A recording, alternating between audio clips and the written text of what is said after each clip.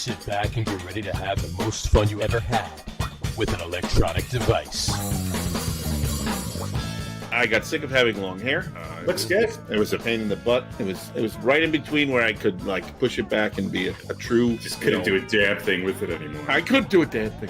You know what it was? I went in the mirror in the bathroom to wash my hands after dinner, and I had sour cream on the end of my hair because I was eating and it would fly into my mouth, and I was like, "God damn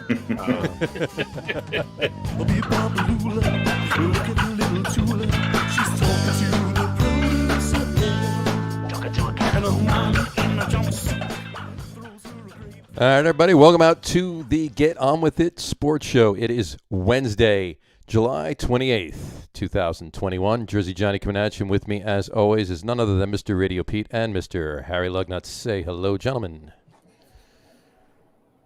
Hi. You can actually say hello. You don't have to wave. You know. This translates well to the audio podcast. I'm messing with the blind people. Pete is waving, folks. And I'm messing with the deaf people. Messing with all the blind people who are watching the podcast. You're here we go. Well, edit job number start. one. Edit job number one. Edit job number one. There you go. All right, so it's visually impaired. Listen, there you go. I have very poor vision myself, so I think I can. There you go. I'm down with the blind. There you go. Is that was that a song from? You can't. Are you telling me? Let's shift really hard left to something else. All right. I just want to clarify one thing. Blind is a bad word now. No. I'm asking this seriously. No, it's fine. No. I think it's officially a pronoun. Actually, yeah. Well, you know what? I use it all the time with refs during football season, so that's right. It's got to be real. A lot of old bluesmen's legacies that are going to be really affected if we have to. Yeah. Visually impaired Wilson. Well, it's like that 90s band, Visually Impaired Melon. Visually Impaired Melon. It just doesn't have the same ring. It doesn't have the same ring to it. No, not at all. I don't know. Visually impaired by the light. I mean, if anybody out there is blind, please let us know if it's okay to still call you a blind person or refer to you as a blind person. There you go. I'd prefer to call you by your name, but I think it's okay. Is it? Is that not okay now? I don't think it's not. I don't think that has anything to do with politically correctness or anything. I don't think anything has gone in that route yet. So I think we're fine. You can actually say that. You can actually say that noun or it's a noun or the adjective or all right, whatever you want to call it. But in any event, so how's everybody doing today? How about that? Yeah.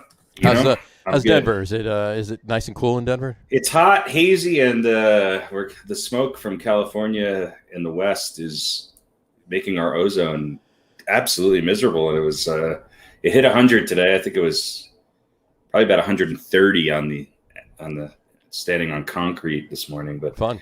Yeah, it's been hot. I got in my car and it was 118 degrees in your car.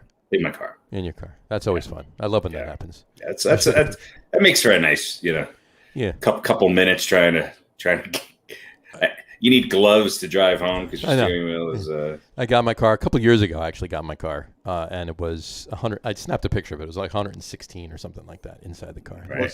What kind of interior do you have? Leather interior? Me? Yeah. No leather. All right. No, I have a You have goat skin interior, don't you? No, I don't have any animal. That's what those little beaded things that they put on the seat. Cardboard boxes. It's really hot because they certainly do. They distract you at least. Yeah. You have wooden crates in your car. Yeah. I don't always reach for my beads when it's hot out, but when do you reach for your beads? Well, you never know. You never know. When asked, they're handy. Hot car ride? No. Hot date? No. Maybe. You never know. You never know. You never know. You never know. So, everybody saw the new news out of Cleveland, right? The what are they called now? The Defenders? They're the Guardians. There it is. Guardians. The Guardians. They're the Guardians. I mean, look, this was a missed opportunity for the best name maybe ever in sports of the Cleveland Steamers. Steamers, absolutely. And I'm sorry, but I stand by that. Both, the Guardians is horrible. And did they have to use like almost the same font as the Indians? It's very similar, yeah. Because what they said they're trying to do. There it is again. What they said they're trying to do is Indians in there. Well, it is because it's Dians, right? Dians. Right. So they just took out the IN and they put GUAR. That's all they did. It's just that no one can do anything right at all in any sort of. This is horrible. This is really horrible. This is worse than Daniel Jones tripping on the 12-yard line. That's how bad this is. What is the reference? Is there one? What does Guardians mean? Well, I'll tell you one thing. There actually is a roller hockey team in Cleveland. This is what I read this anyway. I don't know this for a fact, but allegedly there's a roller hockey team in Cleveland called the Cleveland Guardians. So apparently they're going to have to pay some money for licensing. Their fans are probably very mad, all 12 of them. But yeah. So does anybody have any reason why this would be a legitimate reference to? Like, what apparently they had hundreds and hundreds of names, and they whittled it down, and this was the one that stuck. Did they do a fan poll, or I don't even know. I believe there was at one point a fan poll, and there was some people, write in, give us your choices and everything else. Because that can always backfire. Remember that boat, right?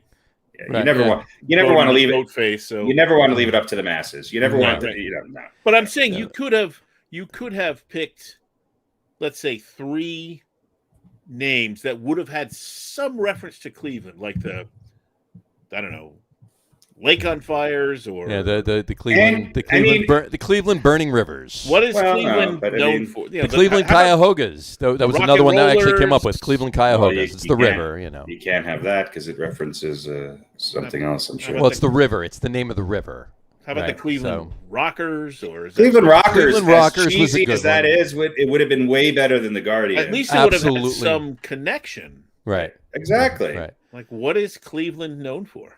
Rocking, steaming, and the fire, right? Industry. Cleveland Industrials. It's known for its steam engines. Yeah. Quite frankly, steamers actually would have been, other than the funny reference, would have actually been a good choice. I think once you get over the 12-year-old giggles of steam, which is great, I think it would have been great. Yeah. But Spiders was another one, and I would like that better. Here's the good thing: it's not named after a weather event or a natural disaster. Right. No so I like that. No avalanche. Yeah, none of that. None of that. It's named after a bird. Yeah. So that's good. Right. Yeah, it's not. Yeah, and but yeah, it's. And here's the other logo too. Here's their logo or whatever, because this right here. That's obviously the name and the font or whatever. This is the logo right there. So I don't know if you've seen that one. People listen on the podcast. That what the Flash has on the side of it? It's very similar, right? Head, right? Yeah. But you know what though? All of this is very Marvel. Yeah. And it seems like very superhero-y kind of stuff. I want to throw something up on the screen really quick. It's somewhat reminiscent. It also looks like the Prudential, one of the insurance companies. It's somewhat reminiscent of this. All right. Yeah. So. And if you had the Cleveland Rockers and that was your logo, and you used this, you just got the licensing from whatever movie company did this logo for the Major League logo. I'd be okay with that. Yeah. I thought that would have been a good choice. I honestly thought that was my favorite going in, other than obviously the Cleveland Steamers whole story. But the Cleveland Rockers would have been the one I picked, and using a logo similar to that. Similar to the Major League movie logo, that would have been pretty awesome, actually. Yeah. And like somebody said actually, if they used rockers and they had a baseball swinging a guitar as a bat or something along those lines. You know what? That's a little bit overdone, but somebody would have found something wrong with that. That it references the Rock and Roll Hall of Fame, and the Rock and Roll Hall of Fame is is proportionately too white and doesn't represent, minority. There would have been some reason for it to upset somebody. So it was probably the least offensive name that had no relationship to anything else, and you couldn't find anybody that's other than what about shitty name that it There wasn't like some old right. They went with people that were known as the Guardians, and they went with the most, I'm sure there was a gang in Cleveland back in the the 1912 that were called the Guardians, yeah, or whatever, yeah. I don't know. It just reminds me of the Guardian Angels too, and Curtis Sliwa. It's just that might be a pending lawsuit. There you go. Well, you know what? When the Guardians, when Cleveland plays Anaheim, then it's the Guardians Angels. I knew that was coming. You knew that was coming. I had to say it. So. Yeah, that joke wrote itself 12 seconds after the name was announced.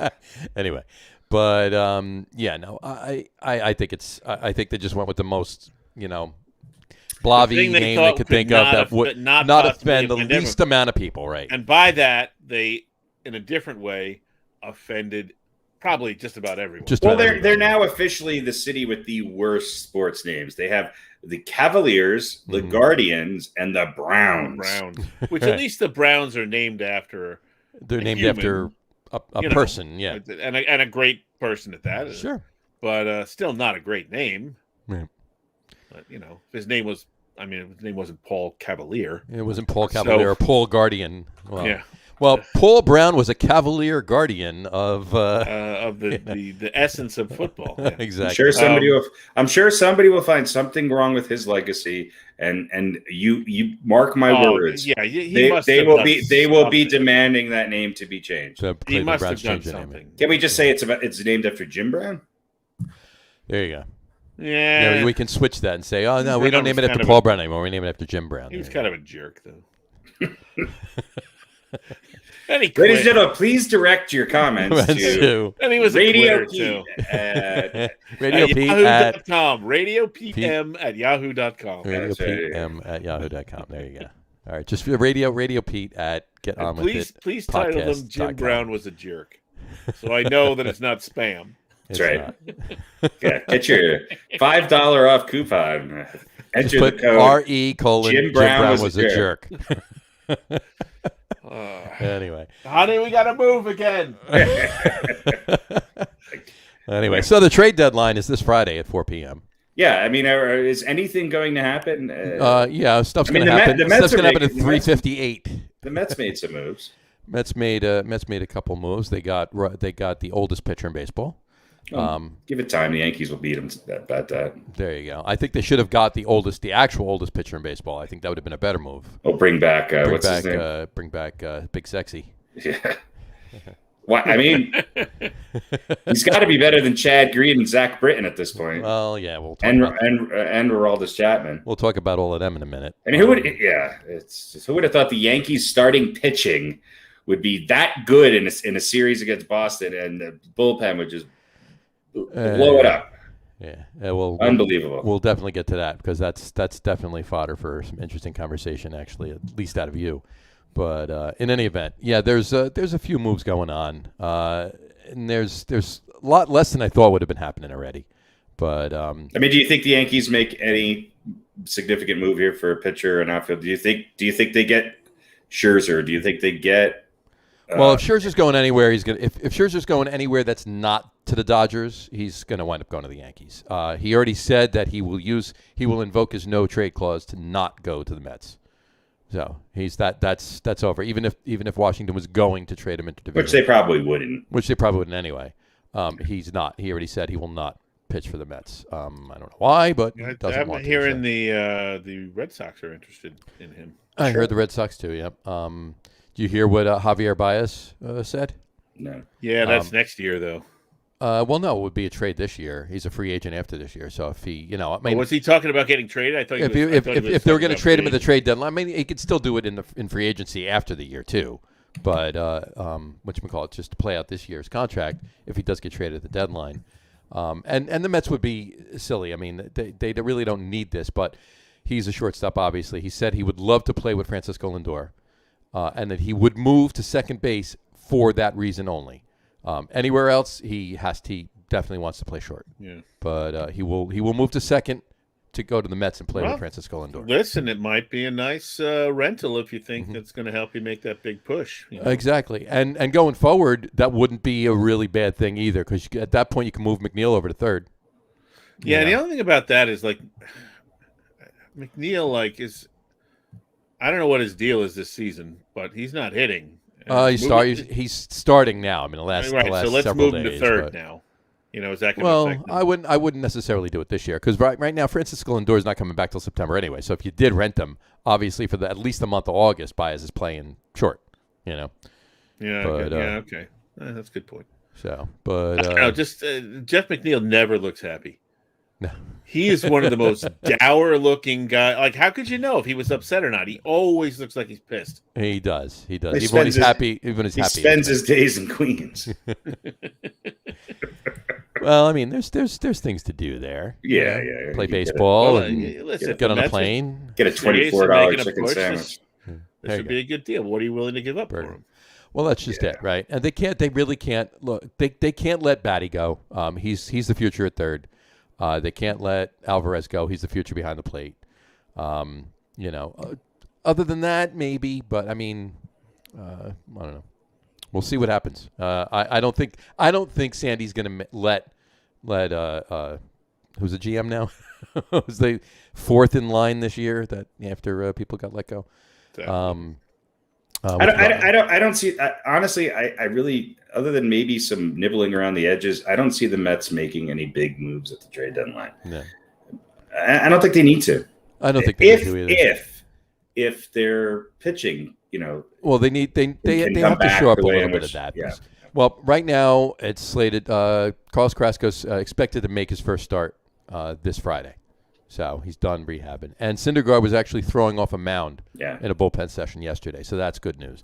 I think that bodes really well for them, and I would, you know, I just don't think they're going to go make a big move right now, because I think they're going to wait till the offseason to see how things I don't pan think out they with a lot have of to. people. If Javier Baez is really that interested in playing with Francisco Lindor, then you go out in the offseason and you get him. You don't. Do you don't really get want any pieces. Javier Baez for what he's going to cost? I'm saying if they so choose to go do that, you know what I mean? Why make the move now? Right. I don't think they need to do that fielding wise, even with Lindor out. You know, you got a couple pieces you can move around, but the thing that they're going to have to do is they're going to have to look for. They're going to have to get another arm, and right now everybody's looking for arms. Well, they're looking at Tyler Anderson too from the Pirates. They were actually looking at him yesterday or the day before, because they needed somebody to start last night, and he was due in his rotation to actually pitch yesterday, so it would have been perfect. Boom, you get him in from the Pirates, put him right in, and let him pitch last night. And anything, I think one of us would have been better pitching last night instead of Jared Eichhoff. Well, you know, the Yankees, all I hear about is Joey Gallo or Starling Marte. I'm like, if you're going to go to Texas to look for somebody, maybe you should be looking at a starting pitcher. It might be. Something to look at. Yeah. Do the Yankees really? Is Joey Gallo the answer to what the Yankees? I mean, I just don't see how a Joey Gallo helps this Yankee team. He's an exaggeration of exactly what their problem is. Right? Wasn't Joey Gallo the name that Joe Pesci used as his alternate name in the movie My Cousin Vinny? I don't know. Yeah. Joey Gallo. Yeah. Well, and Starling Marte is in Oakland A now. So And Starling Marte. Oh, did he sign with Oakland? He went to Oakland. Yeah. Did that just happen today? as of 3:53 p.m. Okay. So I didn't miss A's it by gets much. Starling Marte from Miami for Luzardo. There you go. So he's not going to the Yankees. I would have rather seen somebody like Marte for a year. I don't know. Do you? How much confidence do you have as a Yankee fan that you're going to get something other than Brian Cashman not really doing anything, and then saying, we thought we had enough with the pieces that we have"? I think for right now, I don't think they're going to get a Joey Gallo, because I think Cashman's going to be stingy in giving up what somebody's going to want in a trade for him. He's not going to want to give up anything. Right. That people are going to say, okay, let's do the deal. But I would, if the Yankees can get a Scherzer, or why am I drawing a blank on this who's the pitcher for the Rangers who is basically leading the American League in ERA.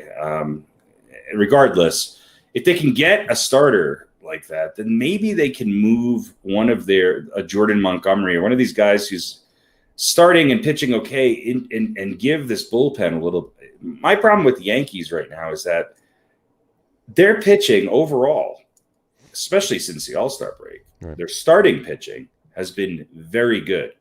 This Yankee team should be able to win a game if their pitching gives up 4 runs. My problem is that the back end of the bullpen right now, with Zach Britton coming back, has not helped a damn thing. And Aroldis Chapman is mediocre at best. And Chad Green goes through these phases where he has 2 or 3 good outings and then 2 or 3 really miserable outings. Let me ask you, if we're talking about that, let me ask you now. I'll ask you that. Do you agree with pulling Herman after that no-hitter into the 8th, just giving up the 1 double? I mean, obviously, in hindsight, you would say no, obviously, because you don't want Chad Green to come in and do what he did. But do you agree I'm less concerned about what Chad Green did than the people that followed him. Yeah. You know, I don't think you knew if he gave up a hit, he was out of there. And the reason for that is he has never pitched that deep into a game. Right. No, of course. Right. But he looked pretty solid through the 7 innings. I would have given him one more batter. I would have let him deal with that guy on second.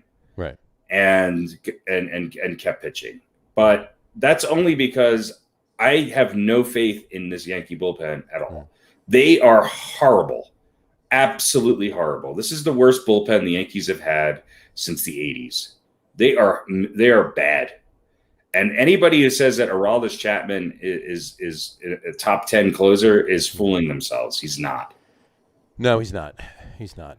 And what's his face?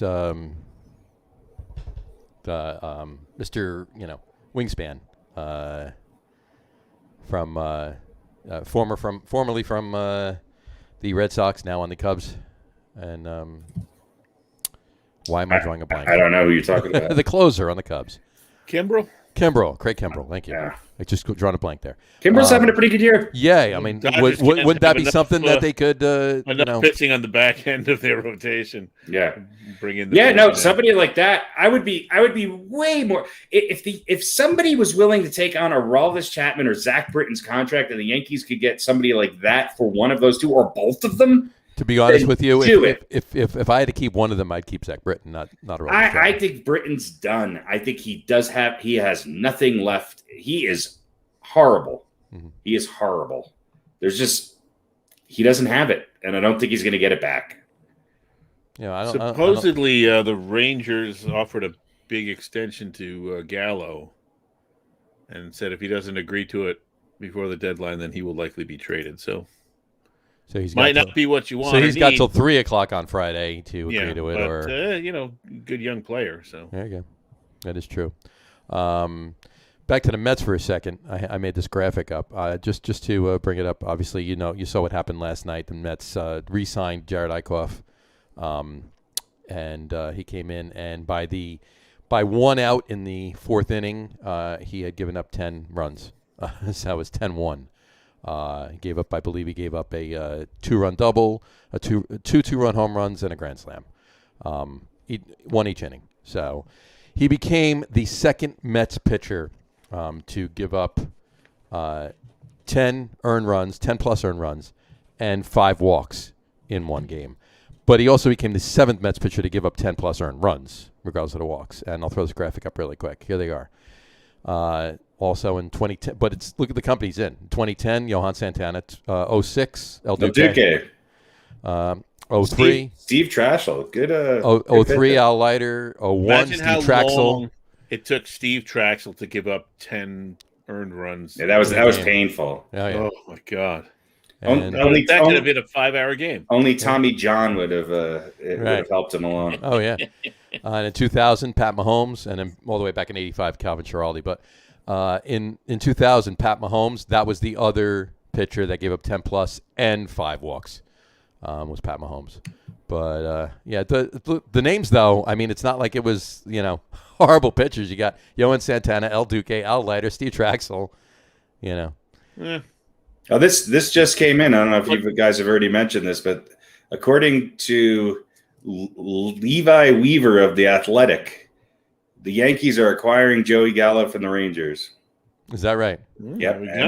And the Yankees also traded two young relievers, in Luis Cessna and Justin Wilson, to the Reds for a player to be named later. Yes, I saw that. I did see that. Yeah. Luis Cessna and Justin Wilson. Maybe it'll be a really good reliever player to be named later. Yeah, right.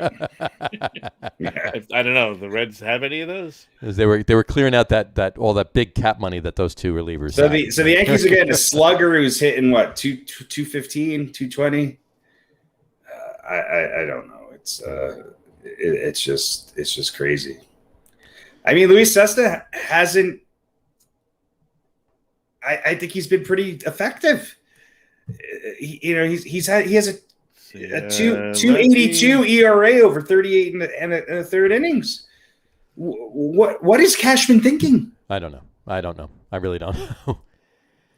It's crazy, but hey, you know what? I honestly think that the best move would have been to try and clear out, like we just said, Britton and Chapman and Dortch. Nobody's going to take nobody's taking their contracts. Nobody's taking Sanchez's contract, and the Yankees are going to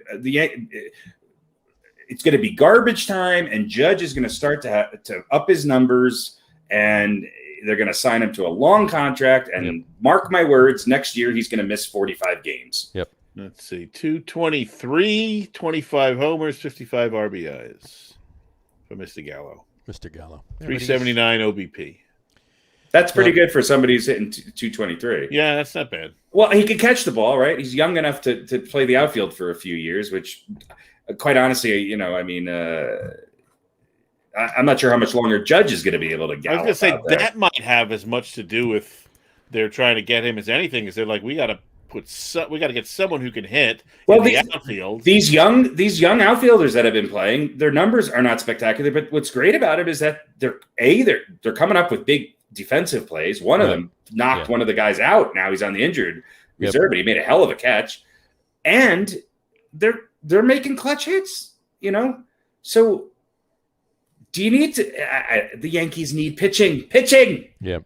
Pitching. But that's almost always true for every team that really. Pitching! At this point, anybody that's making a push needs pitching. It's in some form or facet. Just whether it's starting, relief, whatever, they need it. The Mets obviously they definitely need another arm, but they do have stuff coming back now. So hopefully it works out. It's just that Stroman's getting lit up lately, and not lit up, but he's having a harder time at it, I should say. And Taijuan Walker, his last couple of starts have been bad. He's given up. He has not looked good. He's not looked good. No, but there's still the difference with the Mets is that it seems like their middle relief and back end keeps them close enough. They do. They have a decent bullpen. They can win these games. Yeah. I mean, that Yankee series against the Red Sox is infuriating because they clearly won 3 out of those 4 games, yet they lost 3 out of those 4 games. Yeah, exactly. And that's a big difference. That's the difference with this team. Is they just don't have that knack that other Yankee teams have had to win those games where they had no right winning them. And Boston has that in spades. And that's why I think they're the best team in baseball. They have an intangible on that team that I have not seen since maybe, I think they have more than past Boston teams that have won the World Series. Sure. They really do.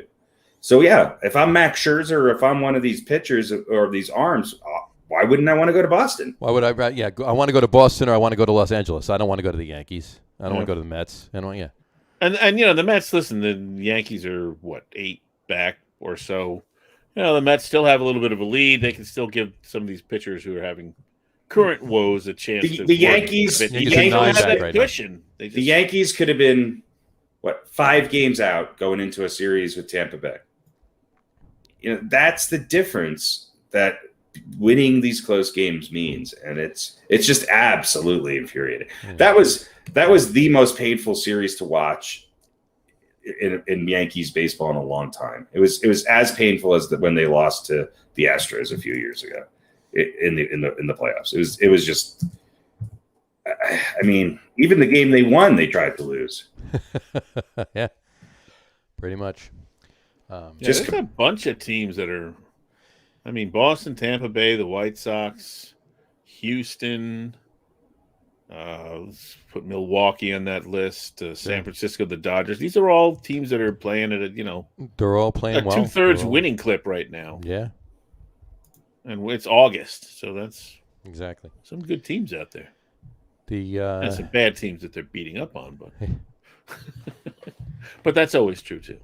But it looks like Chicago wants to obviously clean house, and I think Washington is too. I think I heard somebody say that Juan Soto's the only untouchable player on the team. Obviously, he's 21, 22 years old, and he's already got World Series and he's playing really well. So, but apparently everybody else on the team is up for grabs. I'm shocked that more hasn't happened already with a lot of those players, at least from Chicago and Washington. Trey Turner went to the Mariners. Was it today or yesterday? So he's out of there already. But yeah, Chicago's cleared house. Yeah. And look, they've got some good players. Maybe some players that are going to be hard to get because they're in the middle of or going to coming out of a contract where they're going to demand maybe more money than I think some people are going to be willing to pay them. Yep. But not to change the subject, but I'm looking at the Yankees lineup today, and I'm behind. I haven't checked up on anything today. But is Aaron Judge hurt again? Why is he out of the fucking lineup? Well, he won 1-for-4 yesterday. I'm sorry. Nail biter, ugly win. Part of me really hopes the wheels fall off this Yankee team and Aaron Boone is gone. And Cashman. The Yankees need a fresh perspective to guide this team. There's too much. Yeah. Everything's great. We're so good. We can get through this nonsense. I hope Judge isn't hurt. If he isn't, then I don't know why the hell he's not on the field. I really don't know. Because he's not hurt, but he's not healthy. Right. He's breaking down, and they don't want to admit it. Well, he was on the. Him and Kyle Higashioka were on the. Had tested positive for COVID-19. Well, but they both were back. They're back on the active roster on Monday, and Judge played yesterday. But apparently, right, I know all this. Yeah. Apparently, I'm just reading through this right now. Judge, no, it doesn't say why he's out today. Just does not. Because remember, about a month ago they were saying he had like back tightness or lower back soreness or whatever. This sort of generic kind of no reason given. Yeah, but we got Estevan Florial playing right field. Look, yeah, he's good. I mean, tearing it up at Montclair. Yeah. You know what? These guys can run and catch the ball. I mean, it's exciting to be able to see somebody under the age of 40. I mean, Brett Gardner's your best defensive outfielder, it's scary. I just watched an AARP commercial with Brett Gardner in it. Well, look, Brett Gardner's having his worst year ever, and it's to be expected. But the Yankees are pitching a shutout again through 4 innings, but they can't score any runs. Right. So it's just, Torres is starting to hit the ball. Urshela is finally back. Why? Urshela had 2 doubles yesterday. Yeah. But look at this lineup. LeMahieu obviously is leading off. They got Torres at second. They got Odor hitting third, a 234 hitter. Okay. Then Stanton in the cleanup spot, which makes sense. Sanchez fifth, which I don't mind that. Gardner is hitting sixth. Urshela's down in the 7 spot. Urshela had 2 doubles yesterday. He's batting 7th. Yeah, and he's hitting 277. He's the Yankees, other than Judge, I think he's ahead of Judge now for average. And then you got Allen, who's actually, hasn't had that many at-bats, who's, hitting 286. And Florial is hitting 278. And then, I forget the other guy, Lamare, or however you say his name, who had the home run the other night. Right. Give these guys a chance to play if they can. But if they can play and they're going to be more exciting and they're going to do a little bit more than the rest of them are, why the hell not? Go for it. Put them in. I think the world of Aaron Judge, and he's the biggest star the Yankees have had since Derek Jeter. Right. But the Yankees are going to have a really hard decision to make when his contract is up. And my gut tells me that it would be smart for them not to re-sign him. I agree. It would probably be the correct decision not to re-sign him, but I don't think that's going to happen. No, they're going to resign him. And these guys, Allen and Florio, they're kids, right? They're young. Yeah. So, I mean, do they have any speed? Mm-hmm. Like Gleyber Torres has some speed, right? But LeMahieu's not fast, right? Well, LeMahieu's pretty decent. I mean, he's fat. I mean, he's not leadoff hitter. He's faster than LeMahieu. Well, I mean, as far as he's not going to get on and he doesn't look fast, but he's not Ricky Henderson. He's not getting on and stealing seconds. But who is anymore? Right. But why not throw one of these kids in the 2 spot? Right. Exactly. Yeah. I mean, the most obvious leadoff hitter is Brett Gardner, but you can't have a guy sitting 195 leading off. No, you just can't.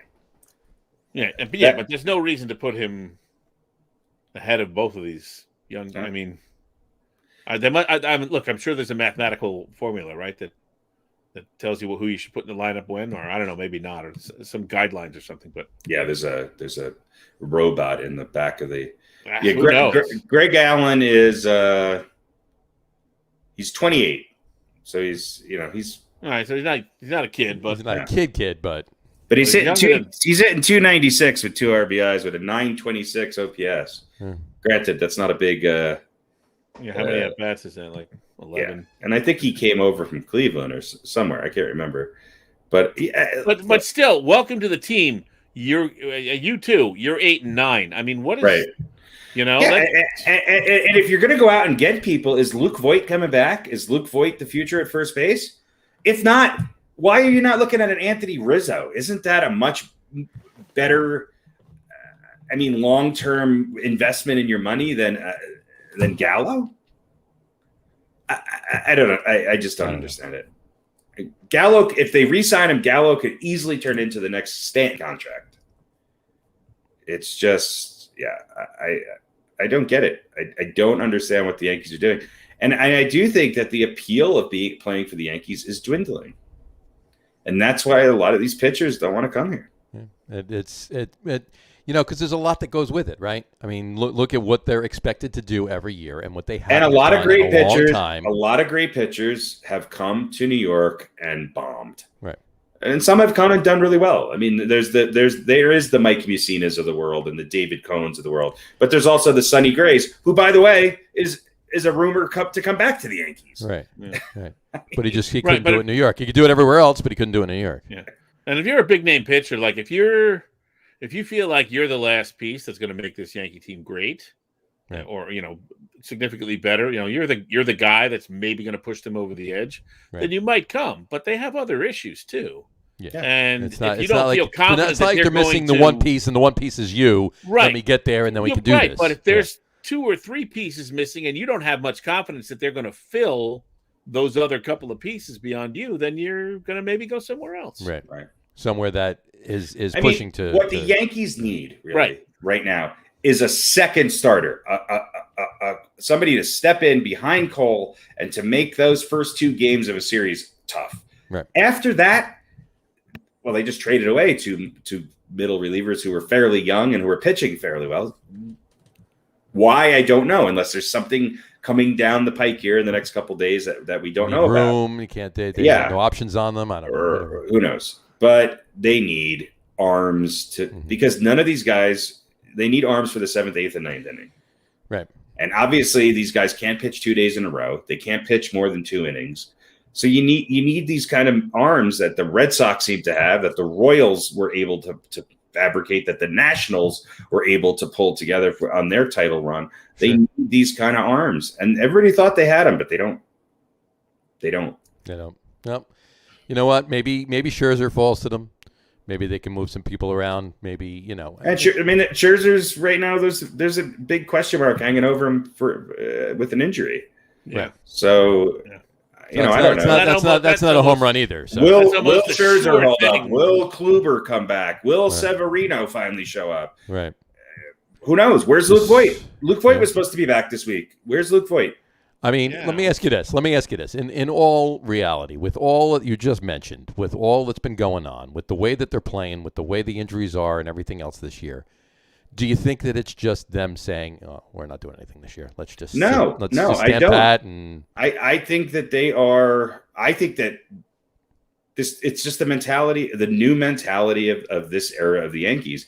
They have not, other than Cole, they have not been able to go out and really land anybody. Stanton was a huge mistake. Right. Huge mistake. Well, that's obvious. I mean, Jeter's laughing all the way to the bank with that. Thanks, Derek Jeter. Yeah. Stanton was a huge mistake. Not so beloved. And man. getting Chapman back, I think, was a big mistake. And look, I'm hard on her all this time, but he makes me more crazy than any reliever in the history of the game. Yeah. He's just unreliable. And I thought, okay, great, we got Britton, but now we don't have Britton. So I used to think that when we got worried because Armando Benitez was coming into a game. Right. Not so much. They're very similar. They are similar, but I'm more worried about Chapman for the Yankees than I was for. It's very similar. But if you're Brian Cashman and you're going to run through a laundry list like you just did, right? Right. You go, well, this was a mistake, and this was not. You're not going to come out and say that, but sort of imply that can you really turn around and then go, well, we just need to make a couple of moves to fix all that? Well, aren't you? I think you can. I think you can. We screwed up. We're going to have to try and deal with it. But there's two different types. There's two different types. There's we screwed up and we got to live with it. Stanton. Right. Okay. We got a tough decision to make. Let's hope we don't screw up again. Judge. Right. And we screwed up, and maybe there's a chance that we could right the ship here. And that, to me, that's Sanchez and potentially Torres. But if Voigt's healthy, okay, you have LeMahieu, okay, you can Torres. I'm all right. I mean, we'll run with them, and with Urshela at third. That's an infield that I could live with. Right. Sanchez is a weak spot behind the plate. The outfield is at first. Is that Voigt's Voigt's at first. Voigt at first, yeah. And you get to put LeMahieu back at second. You put LeMahieu at second and Torres and Odor. Okay. Odor could play short, or he could play. He could be what he should and LeMahieu be. He could play anywhere that needs to be. He should be the utility Same guy thing with who's filling in on days off. LeMahieu could go to third if Urshela gets in a slump, or if you want to, you could put Odor at shortstop, LeMahieu at second, and give Torres and not have to play Torres every game if you want. Right. I have more confidence in Urshela than I do in Torres. I like Urshela. I want to see Andahar back in the lineup. And if Aaron Judge, if your two best players, Aaron Judge and Stanton cannot physically play both as either as a DH or an outfielder, then you've got a tough choice to make. Yeah, you do. I guess my question is, if that's the case, how do you fix your two best players who can't physically play to the point where you're going to have a legitimate shot at anything? Well, it gets back to my original point. It's a hard decision. But as a Yankee fan, for this season, I'm sitting here.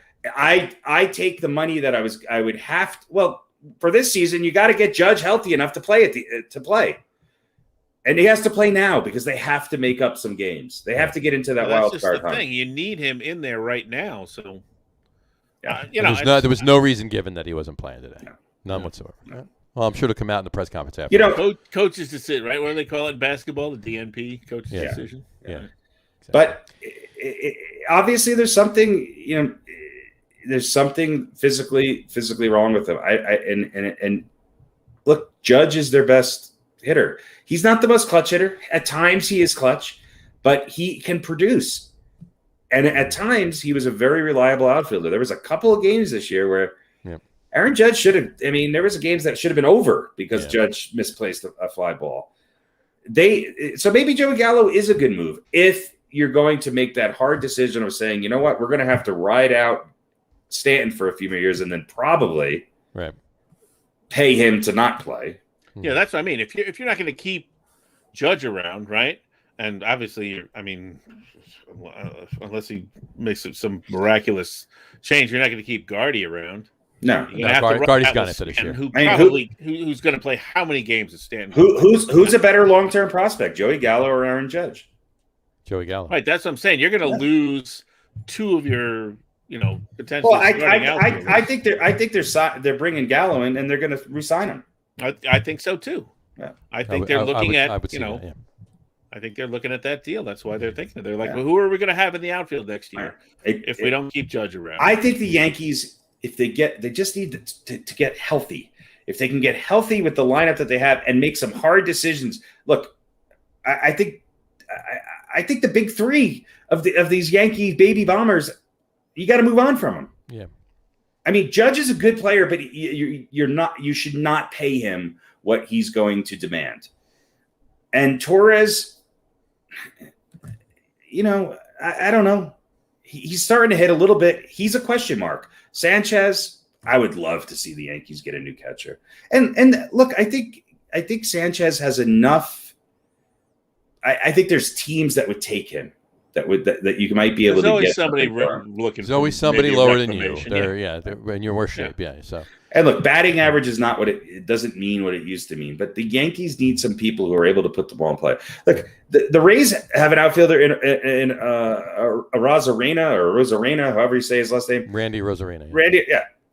I always liked his game. He's a 260 hitter, but he's a good outfielder.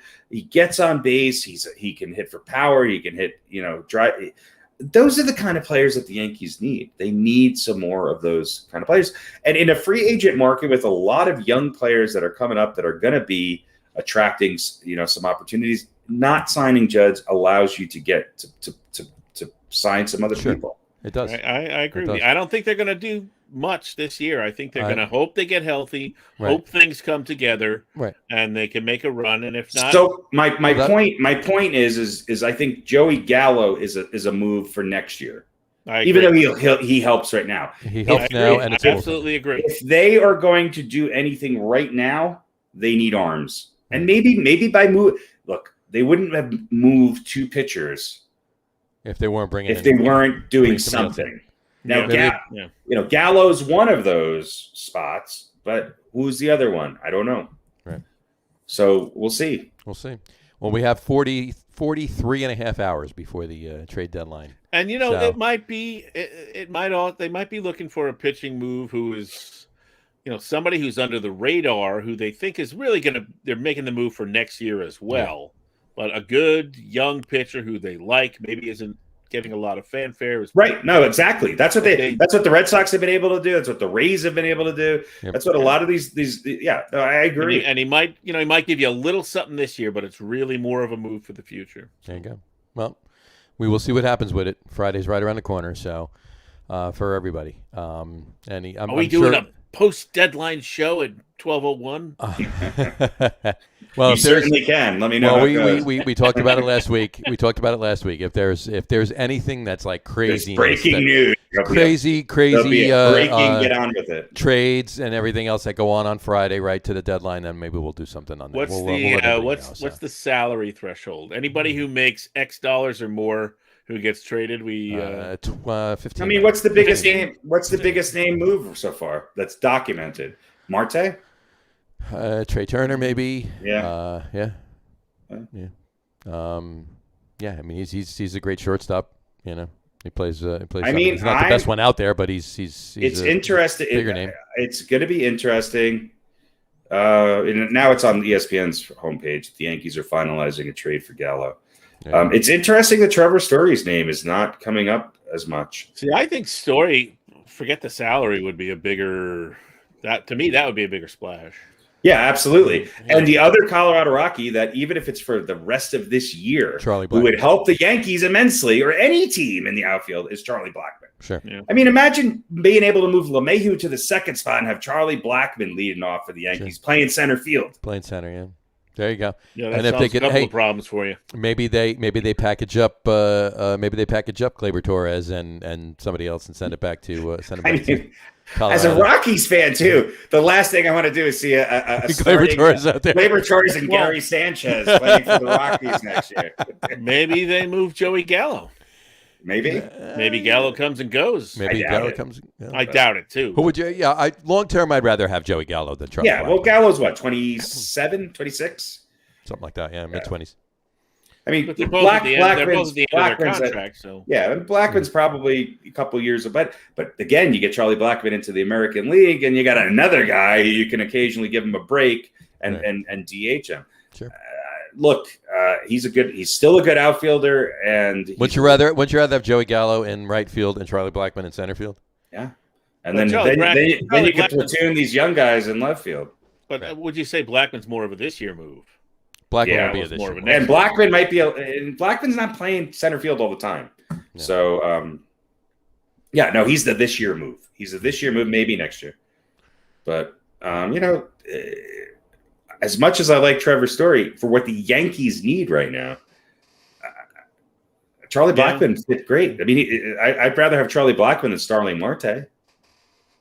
Okay, I can see that. Sure. Charlie Blackman would also help the Mets. He could.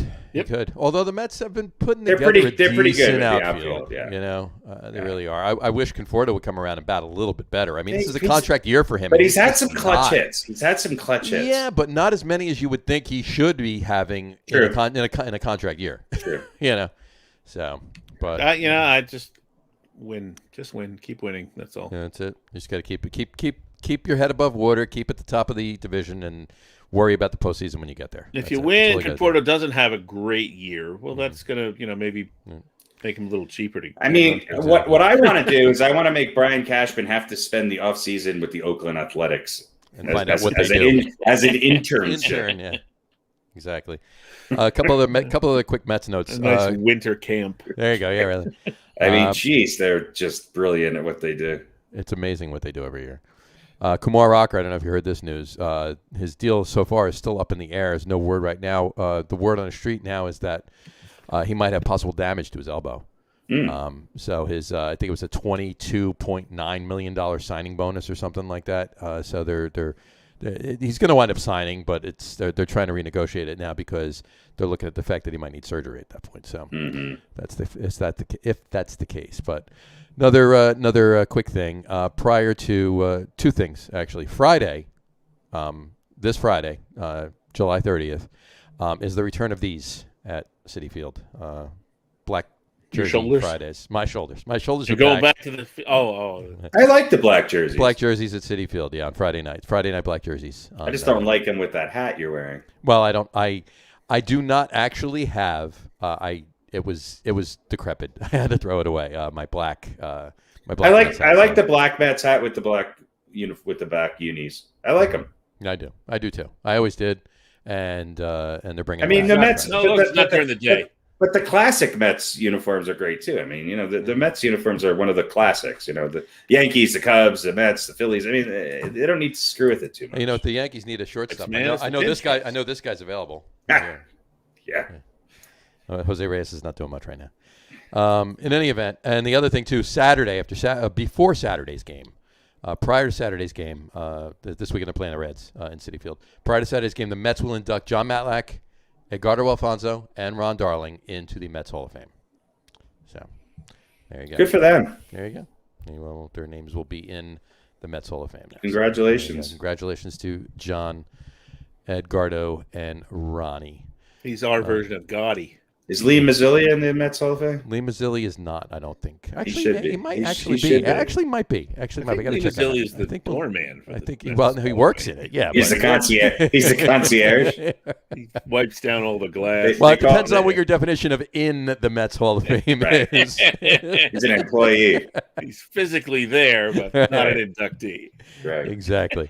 So, I think he should be. all right. Send your quit- letters to the Get On With It podcast. Exactly. Let us know. what you think. RadioPete Minetti. I just really want to get Lee RadioPete Mazzilli on here. Yahoo. We Hey gotta Lee, I'm your biggest fan. Come on, Lee, you got to come on the show, Lee. You We got to a come on lot the of show. we got a lot of questions. Absolutely. For you. What was it like playing on those Mets teams that never won? Prove us wrong, Lee. Prove Let us know. Wrong. Prove us wrong. There you go. All right, quiz time. Quiz time. All right. Here we go. You're the manager. Who's going first? Pete, again? I always as go usual? first. All right. You're the manager in their prime. Available free agents at the deadline. You can only pick one. Wait, the managers in the prime or the free agents are in the prime? No, you're the manager. So obviously the managers are not in the prime. The manager's not necessarily. Well, are you in your prime right now? As a manager, yeah.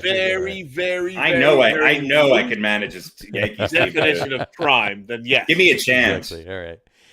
So these players I'm are like in their a prime. side of beef right now. Exactly. You see a lot of players quitting and crying. But yeah. Pretty much. Oh, yeah, definitely. So these players are in their prime. Available free agents at the trading deadline. You can only pick one, and it's regardless of what the need is. This is the need is irrelevant. Gotcha. Just the list I of players. I don't know what the needs are. So. That's my point. So that's irrelevant. So you can only pick one of these. Here we go for Radio Pete. Here we go. David Wright, Tom Seaver, or Mike Piazza. That's easy. David Wright, Tom Seaver, Mike Piazza. Think about all of it. Obviously, you'd think it would be easy, but think about overall. Yeah, because you have to consider. David Wright, Tom Seaver, Mike Piazza. What is there to consider? Well, they're in their prime, but how long did that prime last? What was the drop-off after the prime? Oh, God, you guys disappoint me. Clearly, I know what you're saying. The obvious answer is Tom Seaver, right? Yeah. Of course, I get it. But you got Tom Seaver every fifth day. You got Mike Piazza every day. That's my point. You think about those things. That's my point. I've thought about it. I kind of have to say Seaver. You got to say Seaver. Yeah. All right. All right. So obviously, Harry, you weigh in with that too. You say Seaver. Yeah. Right. No brainer. Here's yours, Harry. Ready? Derek Jeter, Mickey Mantle, or Ron Guidry? In their prime. In their prime. Derek Jeter, Mickey Mantle, Ron Guidry. Mantle. Mantle? Yeah. Radio Pete? I mean, if I got Ron Guidry from 77 through 81 and let him pitch now, then Right. then for the needs of today's team, I would love to see that. But Gotcha. Yeah. but no, Mantle's a no-brainer. There's few questions that contain the phrase "in their prime" when you talk about the Yankees, and if Mickey Mantle is one of those choices. Right. Yeah. There's not that many questions where you don't say Mickey Mantle. Right. I mean, the only other player on that list, there are two players that would like make me question my choice. If it was Mantle, DiMaggio, and Ruth, then it would take me a second to make a decision. Yeah. But yeah. So, all right, Mantle. And Radio Pete, you say the same? Yeah, you'd Might as have well, to take the Mick. Yeah. You got to take the Mick. All right, so Tom Seaver and Mickey Mantle. Those are those. All right. Top 10 list time. What do you think? Let's go. Shall we? This is a good one. This is When a I good first saw your text there, Harry, I was like, "Is that what the list was?" And I started to compile a list. That's what I told John. I was like, let's see if we can throw Pete off. That was good. I got to number 9, and then I went, "This can't be right." That was good. So, It's a good list for when we're falling short of ideas. I think we're going to use it too. Just so everybody knows, Harry had sent in his list of top 10 bands, Albums. albums from 1980 through 1999. There you go. So that's tougher. It was actually tougher than this list that we're doing. So, all right, you would have been livid if at my list. If we ever actually do that. Saxon. There were Saga. There are a few things that I just Night Ranger. Close. You were trying to decide Marillion. which Bon Jovi album was going to make your list. A little Deef Lepard, let's say. I don't want to give away Harry's list, but I will say that you threw a PJ Harvey album in there. So there you go. You got it. All right. Anyway, all right. Tonight's list is in keeping with the theme from last week. Top 10 Major League Baseball teams from 1980 through 1999. Top 10 Major League Baseball teams from 1980 through 1999. We're back off of the just having 10. We have 12 tonight, so we have two ties. A tie at 9 and a tie at 8. So we're going to start it off. A streak of one list. A streak of 2. No, we had 2 lists in a row. We had 2. All right, yeah, cool. We had 2 lists in a row, yeah. That's our record. So, it is. All right, so number 10, we're going to start off with the 1992 Toronto Blue Jays. 1992 Toronto Blue Jays went 96 and 66 in the regular season, finished in first place in their division. They won the American League Divisional Series against the who did they play in the Divisional Series? Let's see. Well, they defeated the A's in the Championship Series. So, actually, there was no Divisional Series then. Yeah, Divisional Series started after that. That's right. This was Yeah, back that's when things made 92. sense. Well, it made sense, right? So defeated the Oakland A's in the Championship Series, and in 6 games, and then of course they went on to face the Atlanta Braves, who had won their second straight National League pennant, but lost with the previous year's World Series. The Blue Jays prevailed in 6 games to become the first non-U.S. based team to win a World Series in 1992. There you go. Yeah, and this was tough between the 90, because I mean they were the first team to win back-to-back World Series since the Yankees and 77, 78, and the 92 and 93 team, there's not a lot separating them. No, but no. I guess winning the first one's harder than the second. But I think they won one more regular season game in 92 than 93, or in 93 than 92. Yeah, that's an interesting question. Isn't winning the second one? You would think winning the second. Yeah, and I think that was more memorable. They won one game more in 92 than they did in 93. Yeah. They won. They were 95 and 67. The end of 93, of course, was much more memorable. So, yeah. But I don't know if that in itself makes them a better team. No, this is true. No. All right. Well, there you go. Number 10. Number 10 on our list is the 1992 Toronto Blue Jays. Go Canada. There you go. Tied for number 9, our first one. Tied for number 9 is the number 9 is the 1983 Baltimore Orioles. 1983. Good team. Yeah, very good team. Kind of disappears in the ether. It does. The Earl Weaver ether. Sure. Yep. They went 98 and 64 in the regular season, first place in the AL East. They won the American League Championship Series.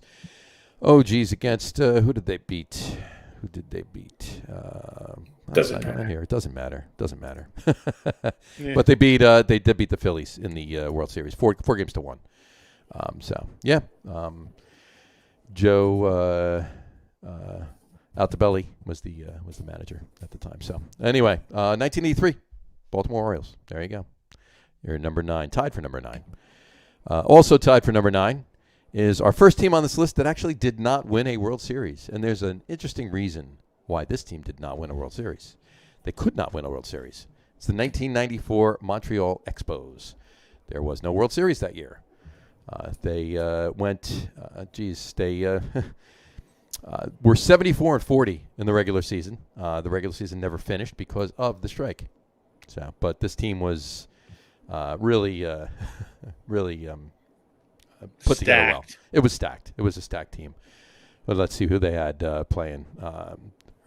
They had Moises Alou was on the team. Pedro Martinez was on the team.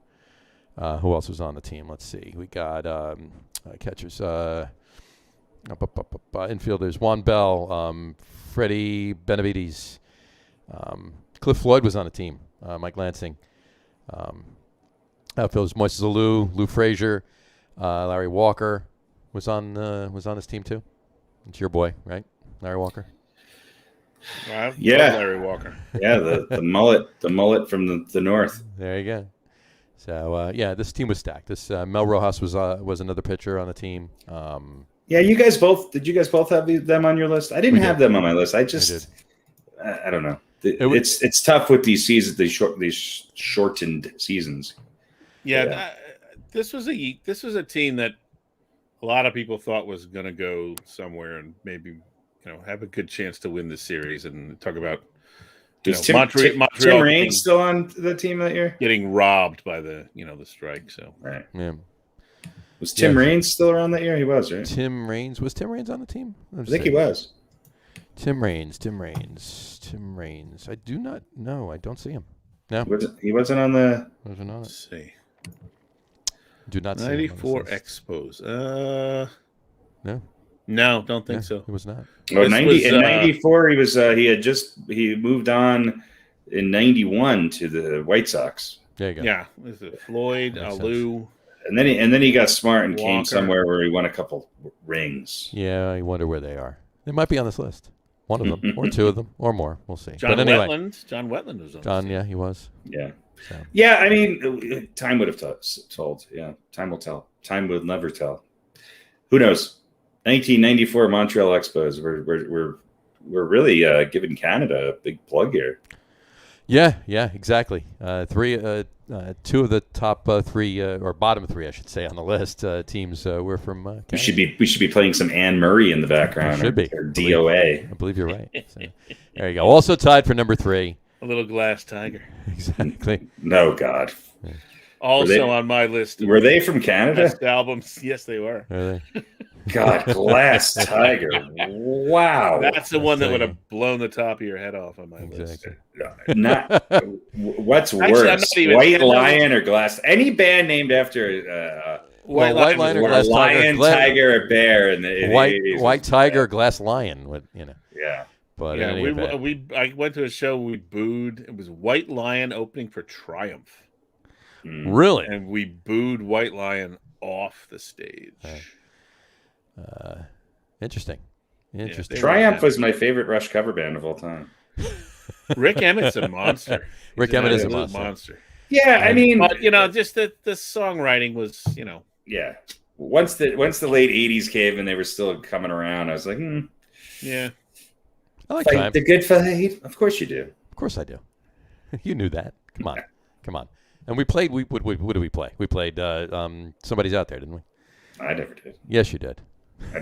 You Don't most even certainly know. did. Don't even know what song that is. I was probably drunk. I didn't remember. You might very well have been, yes. Anyway. All right, so also tied for number 9, the 1994 Montreal Expos. All right, moving on to number 8. We got a tie at number 8 as well. Was it Mr. 7 or Mr. 8? Mr. 7. It's Mr. 7, yeah. So tied for number 8 is also another team that did not win a World Series, and that would be the 1995 Cleveland Yeah, you Indians. guys are giving these guys a little bit. They were just such a good team. They really were. 1995 Cleveland Indians, they went, were they?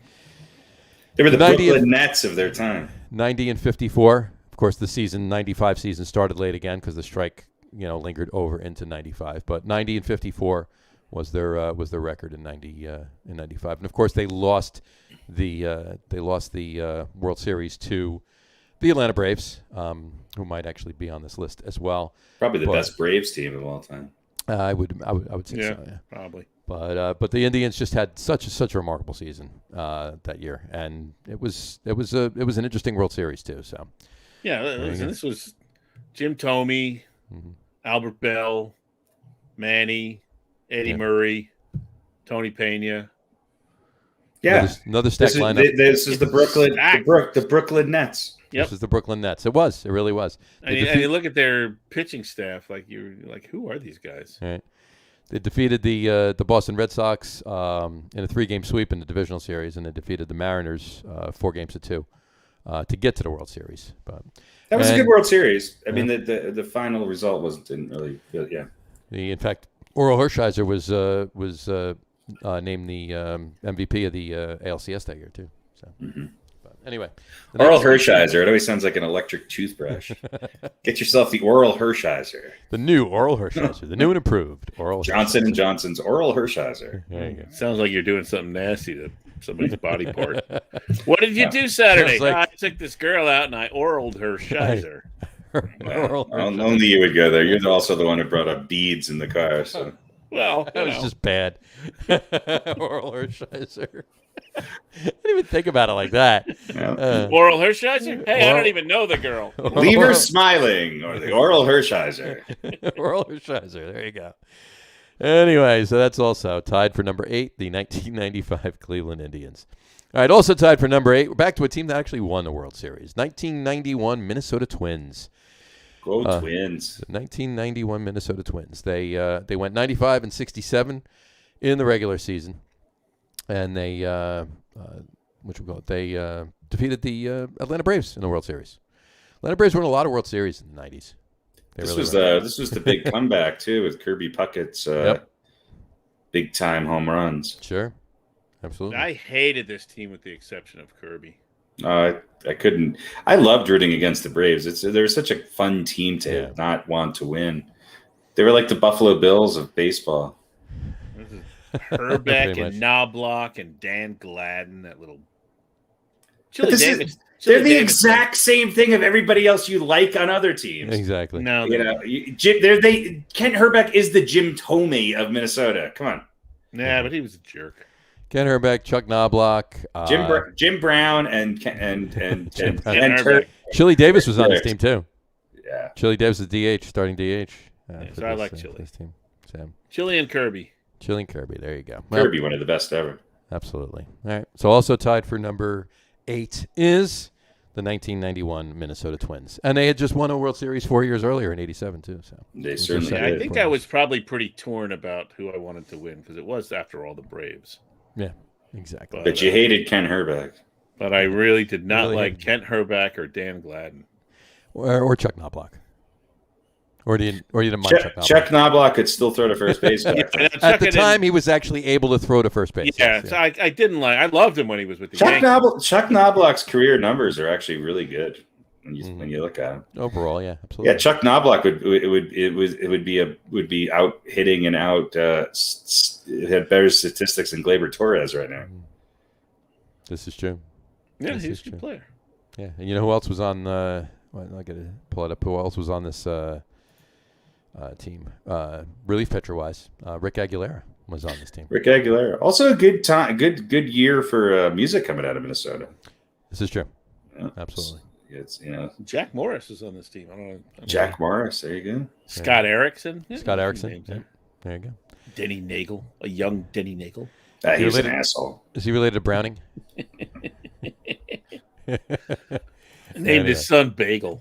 By the way, I'm shaking my head for those who can't see. It was just a random reaction as Pete I feel is random about the people that he hates. There you go.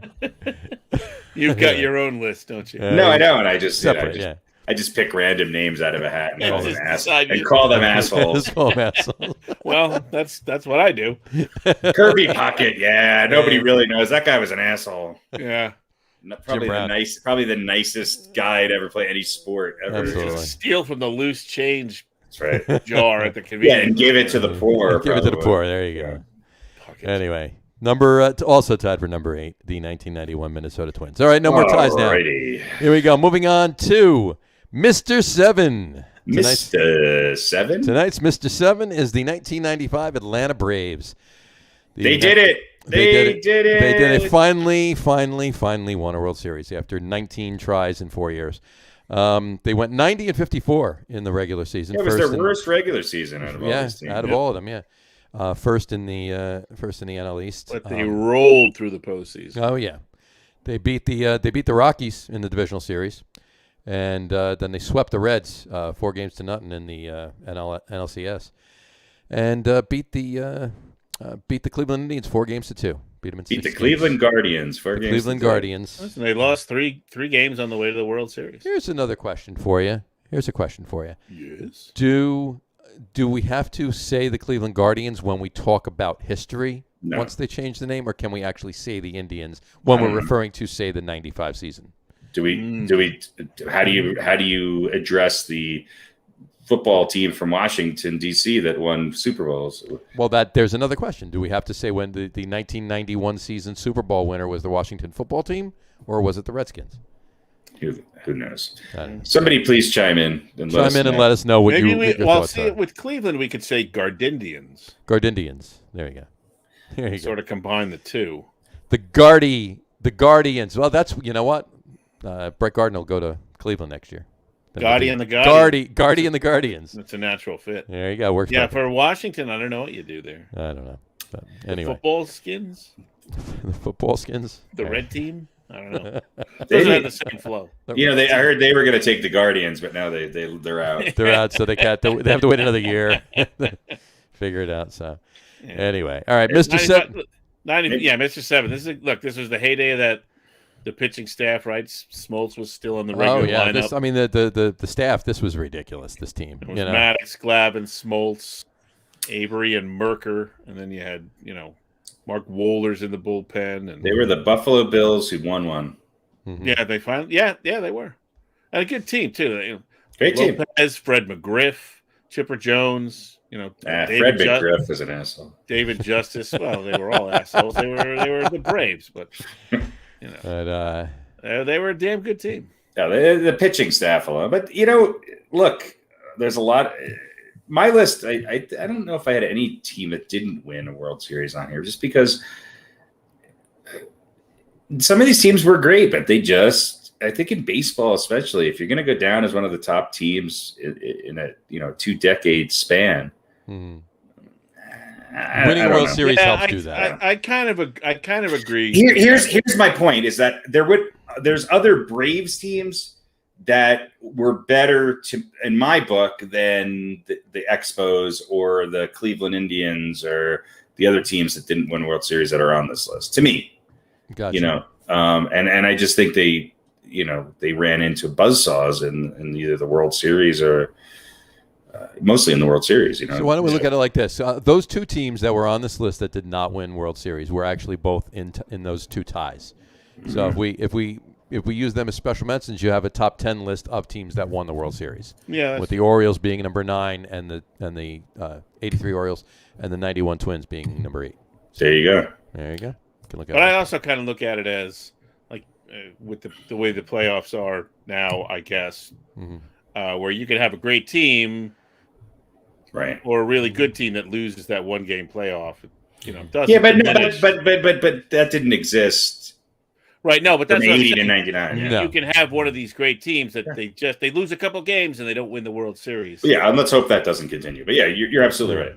So Yeah, that, right. That sort of factors. Maybe obviously a little bit more heavily into Current my. teams. I hesitate to use the word rating system for Right. myself. Right. But it's more like throw some darts. Exactly. Well, I Put will up tell a bunch of good teams. Throw up 15 good teams up on the wall and throw darts, and the first 10 you hit go up on the list. Exactly. Well, I will say, whatchamacallit, that the Larry was also on this team. So, Larry. Yeah. Mr. Jones. Yeah. Larry Jones. So. There you go. Yeah. And he named his daughter Shay, I believe, or his son Shay, or he named his one of his Yeah, kids I think so. Yeah. Shay, yeah, because Both of them maybe. They were twins, right? Shay and Shay? Shay and Shay. Shay 1 and Shay 2. Shay boy and Shay girl? There you go. Anyway, all right, Mr. 7 tonight, the 1995 Atlanta Braves. All right, moving on to number 6, we have the 1993 Blue Jays, Toronto Blue Jays. Both Blue Jays teams are on this list because they have to be, because it was, like I said, the same, like we said, basically same team, and they were just crazy good. They went, like we said before, 95 and 67. They one game shy of the year before's total. First place in the AL East. And they beat the White Sox in 6 games in the ALCS to get to the World Series. And, of course, who did they beat in the World Series? Anyone? It was the Phillies, right? Anyone? The Phillies, yep. They beat the Phillies in the World Series. That would be correct. But, yeah, same thing. Yeah, John Olerud on the squad, Robbie Alomar, Joe Carter, Paul Molitor. Well, the Joe Carter, one of the most epic World Series moments in the history of the game. Oh, yeah. Mitch, And Williams, was it?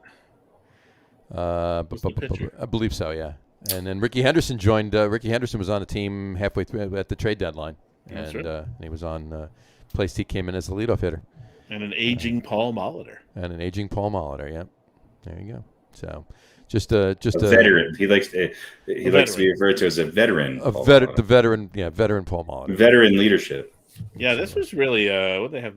How much their general starters? They had 3 guys under 30.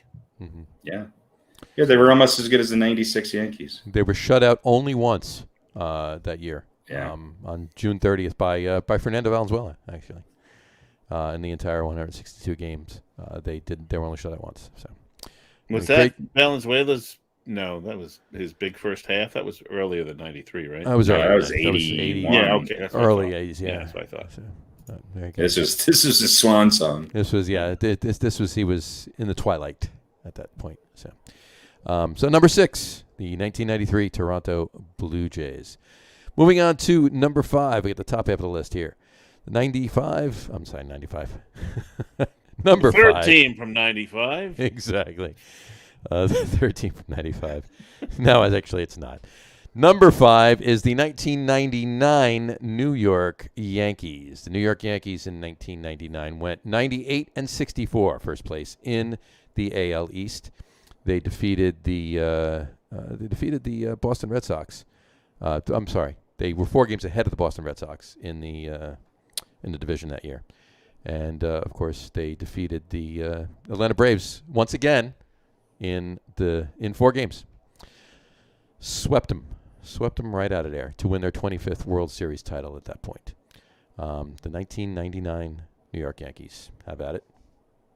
Great team. I mean, if it wasn't for the '98 team, I mean, I struggled with where this team went. I think I had them at number 4, but I think the '96, the '99, the '98. I mean, any of these Yankee teams you could have Sure. put on here.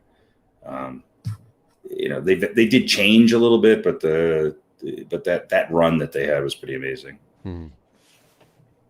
Yes, and they blew through some good teams this year. They did. It was a good season. It was a good season. And they repeated. So I mean, I think any team that can win consecutive championships in any sport, you have to weigh that, I think, a little bit more. And I think they won one right after this too, didn't they? They did. They did. Yeah. Well, no, they didn't win one after that. Oh, they won one more after this. That's right. They won one more after this. Well, no, they won. Well, they won 2 more after this, but they won one. Yeah. Right after this. Right after this. Should have been 2. They won another 2 after this, but yeah. It could have been another one, yeah, but we won't talk about that. We had, and we did actually last week, so we'll leave it at that. We'll talk about it, just not right now. Oh, by the way, Aaron Judge pinch hit for Florio and struck out. There you go. Fantastic. That was so brilliant that they didn't start him. They waited until the 5th to bring him in. Number 5 tonight in the 1999 New York Yankees. All right, moving on to number 4. Now we're getting to the beef of things. Number 4 is the 1989 Oakland Athletics, the 1989 Oakland A's. 99-63 in the regular season. They defeated the Toronto Blue Jays in the ALCS and then swept the San Francisco Giants in the World Series. And it was an earthquake-marred World Series, too, if you remember. I do remember. This World Series was earthquake. Watching the game. Actually, it didn't even start yet when the earthquake happened, if I recall. Right, it was like prior to one of the games. They were like getting everything going. They were broadcasting already, and they were talking, and everything started to shake. But that was bad. But in any event, this Oakland A's team from 1989 was just really good. And who was the general manager of this Oakland A's team in 1989? Billy Beane. Anybody? Billy Beane? Nope. It would be Mr. Sandy Alderson. There you go. Yep. And of course, the manager is Tony La Russa. So, in any event, great team. Anything, guys, on the 89? They were good. They're pretty good. Yeah. Number 4, the 1989 Oakland Athletics. Moving on to number 3 would be the 1984 Detroit Tigers. 1984 Detroit Tigers. Now we're getting into the bigger wins here. 104-58 in the regular season. First place, of course, in the AL East. They defeated the Padres in the World Series in 1984. 4-1. And there you go. The 1984 it's a bit of a Detroit disappointing Tigers. series. Whenever the Padres are in the World Series, it seemed to be disappointing. Yeah. Really? Even in 98? Yeah. How disappointed were you at the Padres losing in 98? No, I mean, I'm just saying they don't put up much of a fight. They have never put up much of a fight in the World Series. This is true. That might change this year. We don't know. You never know. But anyway, 1984 Detroit Tigers. They had Willie Hernandez won the Cy Young that year and was the American League most valuable player, MVP. Yeah. Detroit pitcher. So yeah. And they had Great Sparky, team, right? What's that? Sparky Anderson. Yeah. Sparky Anderson. Yeah, great team. Yeah. Very good team. Number 3, the 1984 Detroit Tigers. Good team to root for, like as a Yeah, absolutely. as a nation. Like how could you? Absolutely. I mean, unless you were a Padres fan, or this is true. a fan of a direct Yeah, rival of Detroit, you kind of have to. You kind of rooted for Detroit that year. Absolutely. Yeah. I agree. All right. Coming up to number 2 now. Number 2 is going to be, of course, the 1986 Metsies. 1986 Mets. They went 108-54 in the regular season. First place, of course, in the National League. They defeated the Houston Astros in 6 games in the NLCS and, of course, went on to beat the Boston Red Sox in 7 games in the World Series. And, of course, this is their latest championship to this date. They've been in the World Series a couple times since. Should have been a few. And but we won't go there. In any event, yeah, great World Series, too. And I know somebody else on this podcast says that if another team had actually won the ALCS, the other team had actually won the ALCS, the results might have been a little different. Is that correct there, sir? Yeah, I mean, that Angels team was a good team. Mm-hmm. You know? But everybody that the Mets had that squad. I mean, it was just such a great year. It really was. Yeah, I mean, look, I put him in this spot. It took some divine intervention for them to win. And, it was just in the cards for them. Right. But they were a good team. Their record was a lot better than I remember it. I mean, what did they win, 108 games in the regular season? 108, 54, yeah. So, I mean, they obviously were dominant, and it wasn't really a surprise that they were there. But, There's a lot of stuff that's come. I mean, there was some craziness about that season and a couple of the following few seasons, but and of course things that have come out with the players since then that sort of overshadows just how really phenomenal that team was. It really was. Well, they were not only a great team, but they had this star quality to the players. All of them were characters or just superstars. I mean, they were I think probably for the first time in a long time, they were more of a star-studded team. Sure. And had more marketing appeal and cachet in New York than the Yankees did. And the Yankees had their own, group of good players, but the Mets, I mean, and I think some of the off-field shenanigans sort of helped that because they were always in the tabloids. They were always, they were constantly being talked about, and I think that helped a little bit. But I mean, sure. Look, I mean, this is a stacked team. And that was the difference. It wasn't just, it wasn't a good team that had a few guys who, were making press for either good or bad reasons. This was a top tier, quality, talented team that also happened to have, some fun-loving good old boys on it. Well, and they had some young players who I think got the young fans excited, but sort of ruffled the feathers maybe of some of the older. I mean, a young and early Darryl Strawberry and Dwight Gooden were, they weren't really. They were going to speak their mind, and they weren't going to take shit, and they were going to do things their way and represent their generation.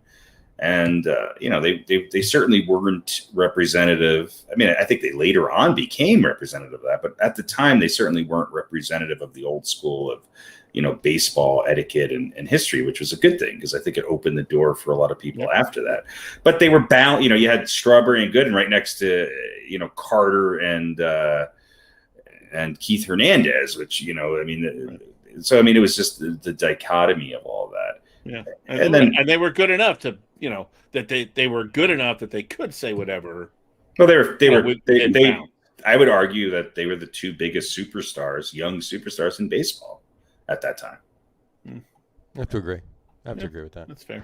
And they were on the same team. And I mean, they were on the front page or the sports page of constantly. All of the, I mean, every day, every night. I mean, back then you had papers during the morning, papers at night.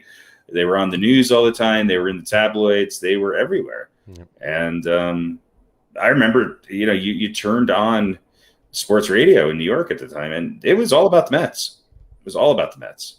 And that was the first time that I remember it really dominating even the just the broad swath of the media in New York. And I think it took they also look, this was a great matchup. I mean, this is probably one of the highest rated World Series of all time. You have a New York franchise with diehard fans who had not been in the World Series in forever, and a Boston Red Sox team. So one of these two teams is going to finally break out and win. And it'd be interesting to see, but I would venture to say it's probably one of the highest rated series of all times. I'll have to look back at that. And then of course, I remember watching Game 6, and I've said this before. In fact, I talked about it on one of the Mets things we did. But Game 6 was at on a Sunday night, and watching the ball go through Buckner's legs and poor Bill Buckner and so forth and so on. But Game 7 couldn't watch it. Actually did on like a transistor TV because it was a Monday Night Football. It was Giants-Redskins Monday night game. And I was at the stadium watching the Giant game, but we all of us in the stands, we all had the portable TVs, the tiny ones, whatever, and listening. So we're watching the football game, looking at the Mets game, watch a football game, looking at the World Series, going back and forth. They stopped play when the Mets won. They stopped play on the field at Giant Stadium. It was the middle of the third quarter to announce the Mets were world champs, and the crowd went nuts. Well, I mean, it was, and that was also was that the season after or the season that the Giants went on? That was the season the Giants went on to win the Super Bowl too. So I mean, it was the Rangers. Didn't the Rangers win that year too? No. Who else won in New York that year? I thought there was another New York team that won that year. 86. 86. Yeah, never mind. No, there was maybe the roller hockey Guardians who later would move to Cleveland. There you go. Yeah, the Brooklyn Steamers. Rangers did decent. I mean, the Islanders had just finished. A couple years earlier, had finished 4-1. Right. But yeah. So there you go. So Knicks were working their way into becoming a relevant team again at that point. Yeah, they were before Ewing and right in the midst. It was right in the beginning of Ewing and right in the midst of Bernard King's. Bernard King was there, and yeah, exactly. So before Ewing was really anything. So anyway, but yep, number 2, the 1986 New York Mets, and that brings us to number 1, and our number 1 team on this top 10 list of teams from Major League Baseball teams from 1980 to 1999 would be the what? So I was going to say the 1981 Texas Rangers. There you go. Now, the 1998 New York Yankees. 1998 New York Yankees. This team went 114 and 48 in the regular season. Just insane winning that year. First place, obviously, in the American League East. They defeated that was a record that would stand, for 3 years until the Mariners won 116 games in 2001. But they swept the Rangers in the divisional series, and they won the pennant by beating the Indians 4-2 in the ALCS, and then went on to sweep the aforementioned Padres. I mean, I think what's amazing is that they won 125 games that year, which is the most of any team of all time. They won a total of 125 games and 50 losses total for the entire year. Think about that. Including the postseason. 125 and 50. 125 and 50. That's those are some crazy numbers, that's for sure. Absolutely. But this Yankees team was definitely by far, of all of the Yankees teams, the 96 team, the 99 team, the 2000 team, even the 01 and 03 teams, this year, the 98 year was insane for them. Many would argue, and I would tend to probably agree, that it's not only probably the best Yankee team of all time, it might be the best baseball team. Baseball team of all time. And I mean, it's hard to compare, but even some of the old timers who were still around, back in the day, they would even say, yeah, this team is the best Yankee team of all time. Yeah. And they were just dominant. And they were so good it was boring. Well, they just won and won and won. I mean, I have a lot of respect for them, but I don't know. They were too good. They were too good. They are in rankings that were done in 2014 and 2016. They were considered to be the 4th or 5th greatest team in baseball history. Yeah. But they were ratings done back then. So I mean, I don't know what changed now, but and I don't know how the rankings were done. Just reading. I would imagine that would be the main difference now is different statistics. And I mean, they statistically they're the best team of all time.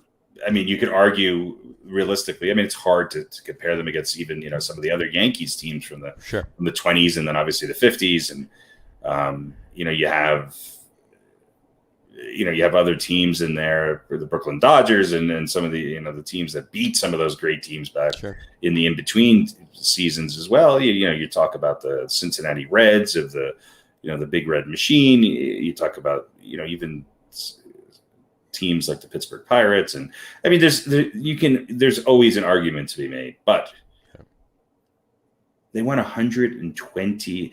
I'm not, the way I look at it is, would the Cincinnati Reds have won? They didn't win as many games in the regular season, but would they have won 125 if given the opportunity to play in the current playoff system or the playoff system of the late 90s? Would they have won all of those games? I don't know. They were always in battles to get through, the pennant.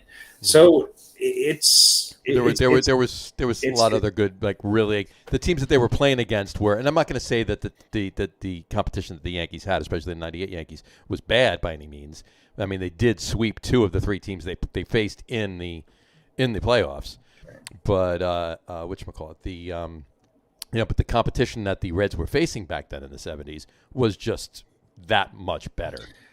Yeah, to some degree, I don't necessarily agree with that because look, you're looking at these 90, 98 Yankees teams, and look on this list, we have all these teams that are surrounding them. Not that far off from this. So yeah, I think that the league was certainly added some teams, and there were some bottom dwellers, but there was always bottom dwellers. There was always teams that people beat up on. The Cincinnati Reds played in the National League then. How good was the National League East in the 70s? Right. They had just added some expansion teams and that people were beating up on. So I don't know. It's kind of a moot point. It doesn't really matter, but I think it was a no-brainer. I'm not disagreeing with you by any means. I'm just saying that, but whatchamacallit? It took a lot for them to do it, and you're right. 125 games is a feat that. And this was done, but what makes them stand out, and the only other teams that I think you could compare them to are other Yankee teams, is that they did this in the midst of winning 4 World Series in 5 years. Am I correct in that? 4 World Series in 5 years. Yeah. 96, 98, 99, 2000. That's what's incredible about it. There you go. It wasn't just a flash in the pan one year, and then they came out of nowhere and then dropped right back off. They did it consistently for 4 out of 5 years. And, you might say 5 out of 6 if, one pitch goes a different way in 2001 too. So, but what are you going to do? All right. Well, there you go. That is our top 10 list for tonight. Our number 1 team, the 1998 New York Yankees. Now, that brings us to our next section, which we always do, of old balls. All right, let's try that again. Shall we? Old balls. There we go. It's not official without the sounder. Really old balls. Really old balls. There we go. All right. Old and slow balls. Harry, tell us who this week's old balls is. Well, this week's old balls is sort of, I would argue, to be the Atlanta Braves of the American League of the 80s and not necessarily the 90s. And it's the 1985 Kansas City Royals. They finally won a World Series. They kind of snuck in. It wasn't their best season, but this was a team that I think we're in the playoffs for like 7 or 8 years. They had, and they finally broke through. And it was an organization that had a lot of great players on it. I think they only won their division by 1 game over the California Angels. So they won 91 games that year, and they went on to obviously win the pennant and win the World Series. But this team had some pretty incredible stories about it. I mean, there's the obvious, the George Bretts of the world, sure, and things like that. But they had a Cy Young winner in Saberhagen. They beat actually a lot of really good teams that maybe people thought were better than them on their way to the championship. And I just, when I think back on the 80s, this was the team. My Yankees were out of it, and it seems like they were always running up against the Royals, but I just found myself rooting for this team. Here they are. They beat the St. Louis Cardinals. So, I mean, it was really a cross town, cross state, East World Missouri Series versus West Missouri. 2 teams that necessarily hadn't been in it in a long time. And it was just, this team, they had a lot of really good players. Their starting lineup was Jim Sundberg, Steve Balboni, a guy who I think gets forgotten about as a first baseman, Frank White, George Brett, Concepcion at shortstop, Lonnie Smith, Willie Wilson. I mean, their outfield was Lonnie Smith, Willie Wilson, and Darryl Motley. I mean, and their DH was Hal McRae, who's one of the best DH guys. McRae, yeah, absolutely. Ever. He's been on this before. Yeah, and they had Charlie Liebrandt, Brett Saberhagen, Danny Jackson. I mean, their pitching staff. They had a 20-game winner, a 17-game winner, and a 14-game winner. Their starting five, their ERAs that year were 4.33, 2.69. All right, so you had Saberhagen won the Cy Young, but they had another guy who had a lower ERA than him. Mm-hmm. Right, Saberhagen had a 2.87. Danny Jackson had 3.42, and their fifth starter was just over 4. I mean, and then you had Dan Quisenberry, who had 37 saves that year coming in the bullpen. Yeah. This was a team that was built on a really good balance of pitching and,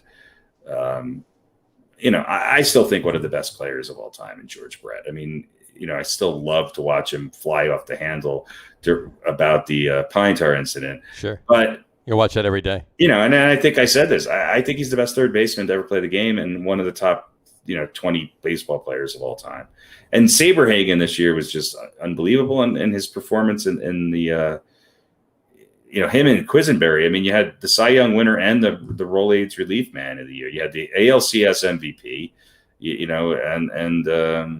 this was a good team. This was a team that, the little guy won. And I don't know. I think they probably could have maybe won a couple more championships in that era. They just were going up against better, teams that had the ability to put slightly better, product on the field. But 85 Kansas City Royals, I mean, it had been a long time since they've, between 85 and what was it, 2015 when they won it. But let's not talk about that.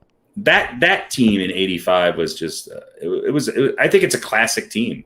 And if you look at some of the teams that were on our list in the Tigers of 84 and the Twins of 91, if you stack this team up against them, they didn't have the regular season record that a lot of these guys did, but they were a really, really good team. Yeah, they were.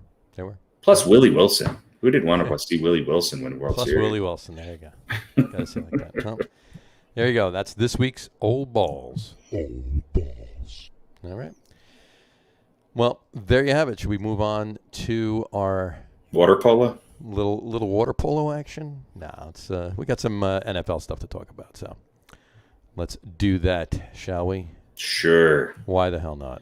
There's somebody reported to camp, I heard.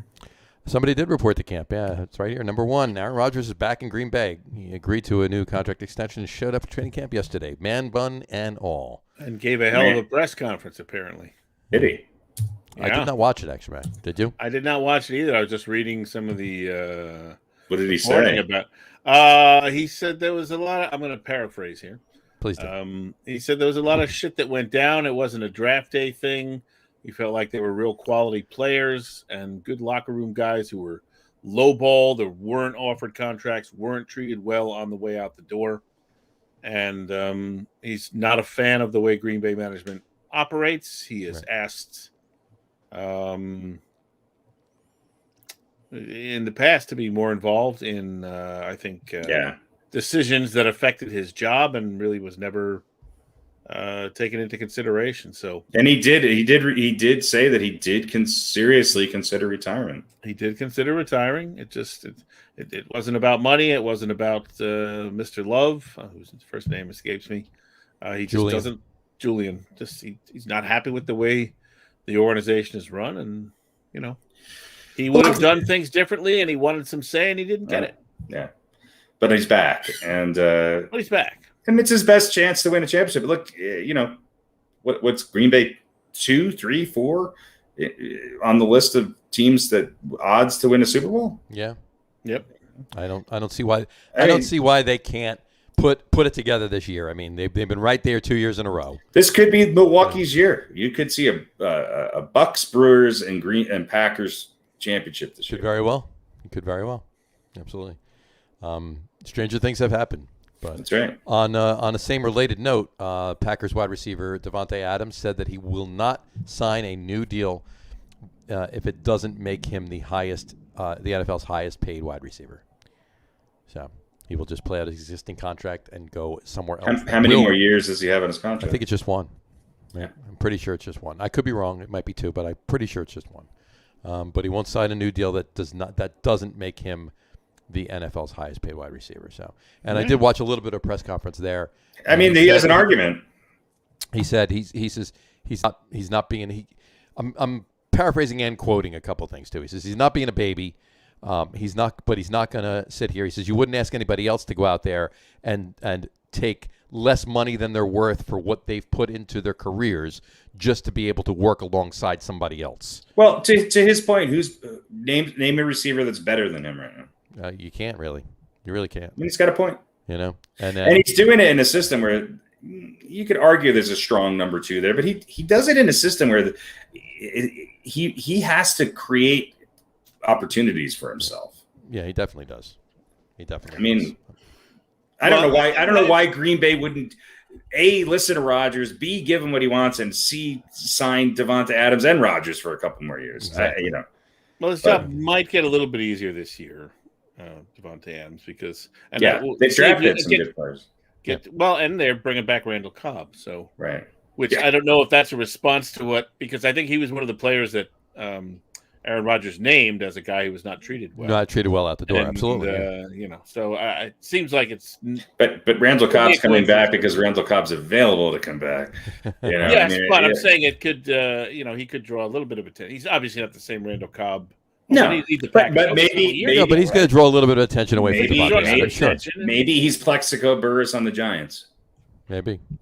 Minus shooting himself in the foot. Well, if he catches the game-winning touchdown. That's what I mean. Was Plexico Burress lights out the best receiver even on that Giants team? No. He was the tallest, I think. He got open. He got open. It was the longest in-air pass I've ever sweated in my lifetime. I was like, please fucking catch this. And why did you throw it so high? Will it please come down and into his hands? He definitely threw that pretty damn high. That's for sure. The pass just prior to David Tyree was shorter than right. I was just like, holy shit. The fade pass to Blacks, yeah. But, all right, so good luck, Green Bay. Good luck, Green Bay. Good luck. Giants are releasing word on the street anyway. A new album. Releasing a new album. Double album. Yes, it's a half live, half retrospective. Yeah. But in any event, no, they're releasing tight end Kelvin Benjamin. Well, that makes sense. They've got 12 tight ends now. Well, apparently the reason they're releasing tight end Kelvin Benjamin, and I actually got the report right here. Hold on one second. They expect to release. Hold on, where is it? They expect to release Kelvin Benjamin because he allegedly had words with Joe Judge and Dave Gettleman, and then stormed off the field after a heated conversation with both of them. And then Dave Gettleman went chasing after him, and then the next words out of the Giants camp from that was that they're probably going to be releasing Kelvin Benjamin. So I don't know nothing has come out as to what the heated conversation was about. Apparently he didn't like something, so he might be leaving. At least he's showing some, fire, Yeah, he played with. He was drafted by the Panthers. He's played with the Panthers, the Bills, and the Chiefs. Kelvin Benjamin. So, but I think most recently with the Bills, pretty sure. But in any event, they picked him up. But they do have a plethora of tight ends, so it's not like they are going to be short for anything there. But that's the newest one. And then actually, I have here rankings. I got to read you this. Rankings of the best secondaries. I want your opinions first, and I'm going to tell you what this ranking system actually states. Ranking the 4 secondaries, defensive secondaries, obviously, in the NFC NFL. East. In the NFL, no, NFC East. So between the Giants, the Eagles, the Cowboys, and the Redskins, who would you say is number 4, number 3, number 2, and the number 1 secondary? The number 1 secondary is probably Washington. Okay. I'll put the Eagles number 2. Eagles number 2. All right. Then what are you doing? Are the Eagles number 2? I go. Dallas is probably last, although they've gotten better. Put the Giants. I'd put the Giants maybe 2. Yeah, I might switch Washington. Giants and Eagles toss up, and then Dallas last. Dallas last. Okay. Well, according to this rating, that they did as far as all of the metrics and so forth and so on. Dallas is in fourth. They're the worst secondary. The Eagles are number 3. Washington's number 2. Giants are number 1, according to this. What's the criteria? Which we call it. They're Pro Football Focus. They ranked them number 7 in the NFL, which puts them number 1 in the NFC East. That's the top mark. On paper, the Giants they've improved in that area. Between James Bradbury, they still got Logan Ryan. You got Jabbar Peppers. You got Xavier McKinney. You got Julian Love, and whatchamacallit, you have and they just signed Everson Walls to. They just signed Everson Walls, absolutely, and Mark. Mark. Yeah, really. No, Adoree Jackson. They have Adoree Jackson as well as an outside cornerback. So they do have. I don't think there's good. I mean, they have to prove it based on last year's performance and changes. I mean, Washington didn't lose anybody significant in their secondary, did they? Washington, not that I know of. I mean, they were a good secondary last year. Washington's defense was pretty impressive. Yeah. I mean, we'll see. We'll see. I'll give you a quick run. If the Giants live up to a top 7 defensive secondary, doesn't a defensive secondary? Don't you have to have a defensive line to have a good defensive secondary? Yeah. That's my take. That's the differentiator to me, is that Washington just has a better overall defense. The Giants have a lot more question marks on the defensive line. Right. Well, the defensive line, just to go a little further, position by position rankings according to Pro Football Focus as well. The defensive line, the Giants are in 3rd. Washington's number 1, Eagles are number 2, Giants are 3, and Dallas is 4. Yeah, that makes sense. So. Yeah, I mean, you give, assumedly, any starting NFL quarterback enough time, and they're going to complete passes. Right. I mean, I think in today's game, the secondary, the efficiency of the secondary is directly related to the defensive line. Not so much how much sacks they get. It's just pressure and timing. Right. Because with today's rules, 1 second differentiation in the amount of time a quarterback has to pass the ball, and one more second for the receiver to get separation against the defensive backs. That's a world of difference. Absolutely. And so I think the Giants maybe have a better secondary on paper, but Washington's defense has been playing together at a higher rate longer. And I think that's a differentiator. But the Giants have made some moves on the defensive line. So they have. So we'll see what happens. Pressure on the quarterback, though. It's going to pick your secondary apart. And Dallas is obviously the worst. Yeah, I'll give you a quick rundown of position by position on the offensive side. We'll do the offensive line first. Dallas number 1, Washington 2, Eagles 3, Giants last. The Giants have big question marks. Yeah. I mean, you just say this for the last 5, 6, 7 years. Sure, absolutely, at least. Yeah. Tight end, Eagles number 1, Giants 2. Giants have moved up a lot, but a lot of that I think depends on an aging Kyle Rudolph. and what Evan Ingram can do in a new slot receiver-esque tight end role. Did you see who was the highest rated rookie on Madden? The highest rookie rating of all time was Kyle Pitts. And the Giants passed on Kyle Pitts. They passed on Kyle Pitts. Yeah, I mean, imagine if the Giants had Pitts, Rudolph, and Ingram. They wouldn't need any receivers. Well, you still need somebody to throw to him, though. True. And an offensive line. Some time. Although it's tight end, so they won't be as far down the field. Running backs, what do you? I'll ask you. What do you think? Well, Dallas is number 1. Yeah, Dallas is number 1. They're on not on paper, the Giants probably number 2, but that's a big question mark. Yeah. Giants, Dallas number 1, Giants number 2, Washington 3, Eagles 4. Yeah, that makes sense. Wide receivers, Dallas 1, Washington 2, Giants 3, Eagles 4, same. And I think this is an opportunity. I think the Giants could move up to number 2 or maybe even number 1 in this position. I honestly, to be honest with you, with the talent they have right now at wide receiver, I don't understand why they're a threat. Well, it's because I'm not going to say 1. It's the same comment with the defensive line. It has everything to do with the offensive line. Yeah. Well. But if you're just rating your wide receivers and not what they're going to be able to do based on your offensive line, the Giants are number 2 or 3. Yeah. Also, I think it has to do with how many of these starters are rookies. Right, that's it. And Dallas is only one. I mean, only one. I mean, Kadarius Toney's the only one. They signed some veterans. The Giants. The Giants, they do. I mean, overall, you got Kenny Golladay is not by far not a rookie. And then everybody else that's been on the Giants, obviously. I mean, so who's the Giants' top starting 3 wide receivers if they started 3? I would say Galladay, Slayton, and Shepard. I mean, to me, that's better than Washington and Philly. And Dallas a run for its money. Yeah, and that's not even including Kadarius Toney either. Right. You know, whatever he can. Yeah, that's what I mean. You can't say he's Well, you can't. You Yeah, can't rank him obviously, as a receiver because he hasn't played yet. Right. But even without him in the mix, right. I think the Giants I think that's the position they made the biggest improvement on. Right. I agree. Yeah. I agree. And it's veteran players that have proven themselves. Absolutely. Which surprises me, but yeah. And I'll give the last one I'll do here is the Harry's favorite position. That would be quarterback. Quick. What do you think? Well, Dallas is going to be number 1. Mm-hmm. Philly 2, Washington 3, Giants 4. No, Dallas 1, Washington 2, Giants 3, Eagles 4. Well, the Eagles have no one, but I'd still put them ahead of Daniel Jones. Who's their quarterback? Hurts. Jamal. Hurts. Oh, yeah. What's his first name? Somewhat a J. Jadaria? No. Jamal.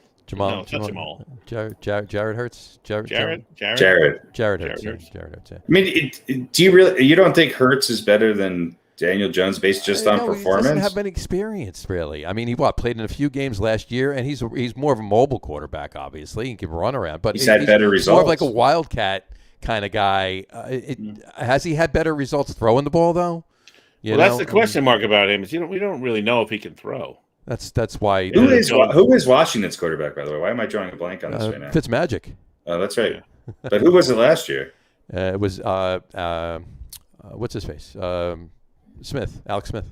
But after he got hurt, who was the young guy? I forget what is his name. Who actually played pretty well. He did, yeah. I mean, That's what I was thinking of. I knew it was. I'm assuming he's still on the team. I'm assuming he's still on the team, that kid. But obviously he's not going to play over Ryan Didn't Fitzpatrick. they almost win a playoff game with the? They almost did. The NFC East is really the National League East of baseball, football. It's. I mean, yeah. I mean, Dak Prescott. That's what you're saying. You don't have to follow that up with an explanation. You could just stop right there and you're good. When Dak Prescott is not, he is the equivalent of what's his name on the Mets as a pitcher to a quarterback, just above everybody else. Right. And he's not even as good as he's not even as good a quarterback as DeGrom is a pitcher. As DeGrom is, yeah. Right. But everybody else underneath it is just when. Fitzmagic is your Max Scherzer, right? And then everybody else is like, who the fuck knows, right? Yeah. Oh yeah. All right, moving on to Jets camp for RadioPete. There, Zach Wilson is no show for Jets training camp because he's in a contract battle. They're trying to work out all the particulars, That's pretty finals. common. Yeah, they'll get it worked out. I'm sure they will get it worked out. It's not like he's going anywhere, but the fact that he wasn't there for the first couple of days of training camp is a little odd. He have no other quarterbacks there, so what are they doing without him? He missed training camp, and he was still sacked 4 times yesterday. He's the savior of the franchise. We'll cut him a little bit of slack. He's the savior for now. Until 3 years from now, we're railing against him, and he's desperate to go to Cincinnati. Listen, if that happens and he doesn't pan out, then we will destroy him for not showing up. Mm-hmm. So anyway, but so there's that. You wanted to bring up, Harry. You wanted to bring up this issue with. Wait. Can I throw one more thing? Yeah, sure. Speaking of quarterbacks on the field, okay. Guess who was on the field in Texas? Who was on the field in Texas? Yeah, Deshaun Watson. Deshaun Watson practicing with the Guardians. No, he was playing catch with Trevor Bauer. Not the practice squad. What's the other squad? Scout squad. Scout team. Yeah. Individual QB drills with the scout team, and everybody was, oh no, maybe he's not. We don't know anything. He might be starting. He's not starting. Well, there's a report posted by Mike Florio. Tony Busby teed off on the NFL over Deshaun Watson situation. Reportedly, has not had access to many of the 22 women who have sued Texas. The NFL. Well, he had access to him, obviously. Yeah, the NFL has not had access to many of the 22 women who have sued Texas quarterback Deshaun Watson, to any third parties that may have relevant information, or to the evidence gathered by the Houston Police Department. So, The GM said that he would not say if Tyrod Taylor would open training camp as the number one QB. So Right. there, and he said the investigation is ongoing. Can't you see? I could see it right now. There are no restrictions on Watson's participation in camp. I give it which to it the seems middle like of there are, the middle of October, and the Philadelphia Eagles signed Deshaun Watson. I mean, but the entire management of the Texans is going to be deny up until that very point. Sure. Right. Well, Nothing will be going on. Nothing is new. All the rumors you hear are just rumors, and then the next day he'll be signed. Yeah. Tony Busby, Busby represents the 22 women that are suing Watson. He doesn't buy the fact that the NFL couldn't get access to them or whatever. He said to suggest, this is his quote, to suggest the NFL hasn't gotten enough information or has not been provided access, that's just demonstrably false. So, well, all they had to do is send the investigator, just have him call for a massage. Right? The girl comes in, he gets his massage. So, aren't you one of those girls in the lawsuit against Deshaun Watson? Just start asking her some friendly questions. There you go. Get the answers that way. You can get whatever you need from that. There you go. And he gets a massage. So I think you're right, though. I think this will go another couple months. He won't start, and then it'll be whatever outcome comes out, and then off he goes to another team, and it's probably going to be the Eagles at that point.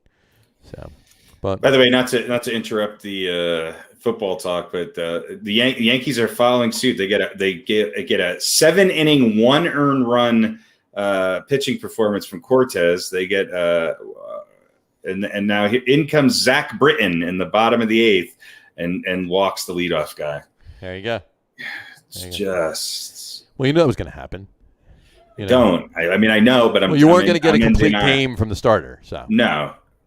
And that's the only thing you can hope for as a Yankee fan. It proves my point that the Yankee starters, for the most part, are doing their job. They are. And some of these young guys are pitching, and I just yeah, but then they got a double play. So yeah. Oh, did they? Okay, yeah. You're a little ahead of me. Brett Phillips grounds into a double. Well, it takes a little bit longer to get from Long Island to Colorado, so that's why you. They're playing in Tampa. Well, I guess.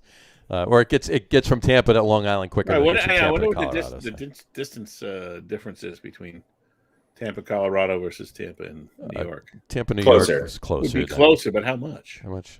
Probably about 400 miles. 400 or 500 miles. Nanoseconds, maybe. Yeah, it could be. You never know. It's just my internet connection. I don't think that matters. I think it's his internet. Just my internet.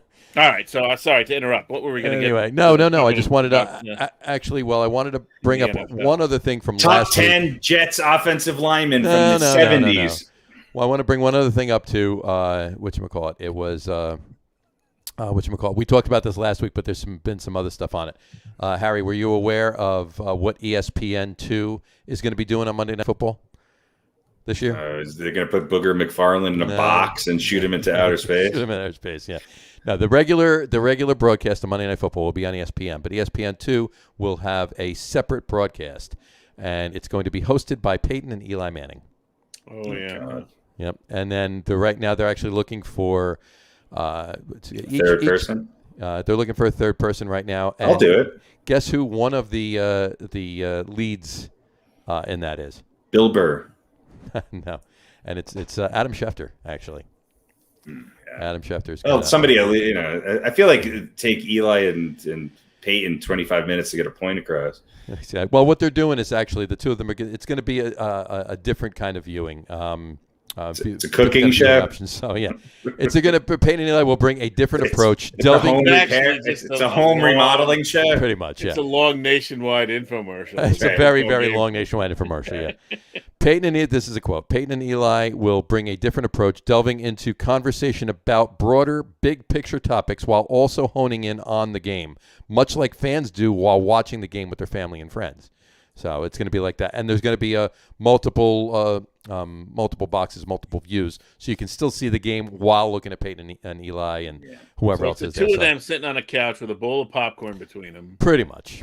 I'm not sure that's exactly what's going to happen. Let me let you in on a little surprising secret. I will never, ever watch a minute of it. You sure about that? You're Yes. not even curious. Unless I can somehow, is Booger McFarland still going to be on the? Who knows? Because if they cut to Booger McFarland, then I will immediately, if I could sync it up, or I could just mute him and have Eli and Peyton. Sync it up so you can watch Eli and Peyton whenever Booger's on, and then switch No back over offense to Booger, but oh my god, I he's think just he's horrible. well. At least he's not in that. At least he's not in that card on the sideline going back and forth anymore. So. Oh, that's he was better when they had him up at that nosebleed seat. They just shut his mic off. It'd be well, it'll be an interesting experiment. Will it be worse or better than the? And I love the guy Tony Kornheiser and Dennis Miller in the booth. I don't know. Dennis Miller in the booth was kind of funny. He was good. It got old after a little while. Got old after a couple of games, but yeah, he was good. Back before he really went off the deep end. Yeah, it would definitely be better than the Rush Limbaugh experiment. That's for sure. Oh yeah, less racist too. Yeah.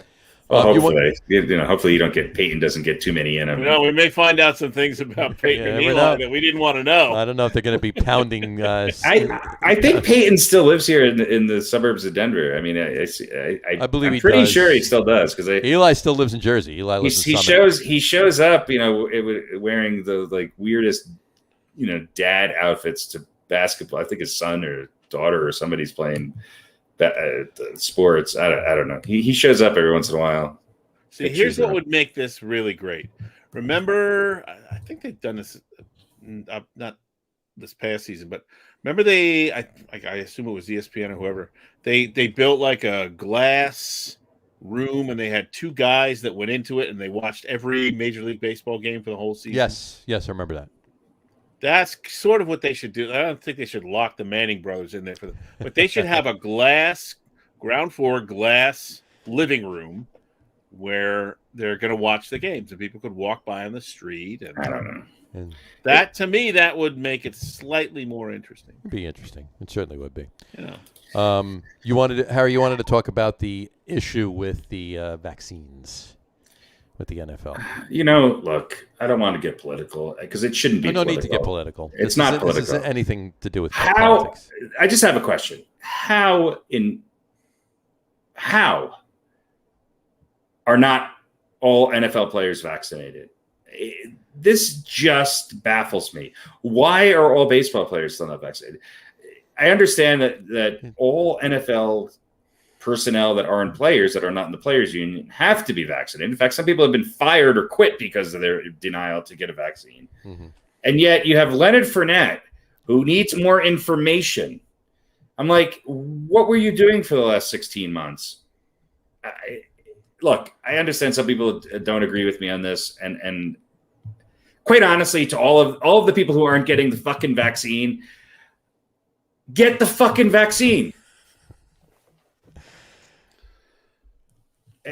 Well, the NFL is going to wind up being right back in the situation where you're going to have 7, 8, 9, 10 guys not being able to play for 2 weeks because of COVID. And there's just absolutely no reason for this. It just baffles me. Didn't, in fact, the CDC just release new guidelines? Or we're going to be vaccinated people. Put the mask back on, right? Be wearing a mask again. Vaccinated people even wearing a mask indoors.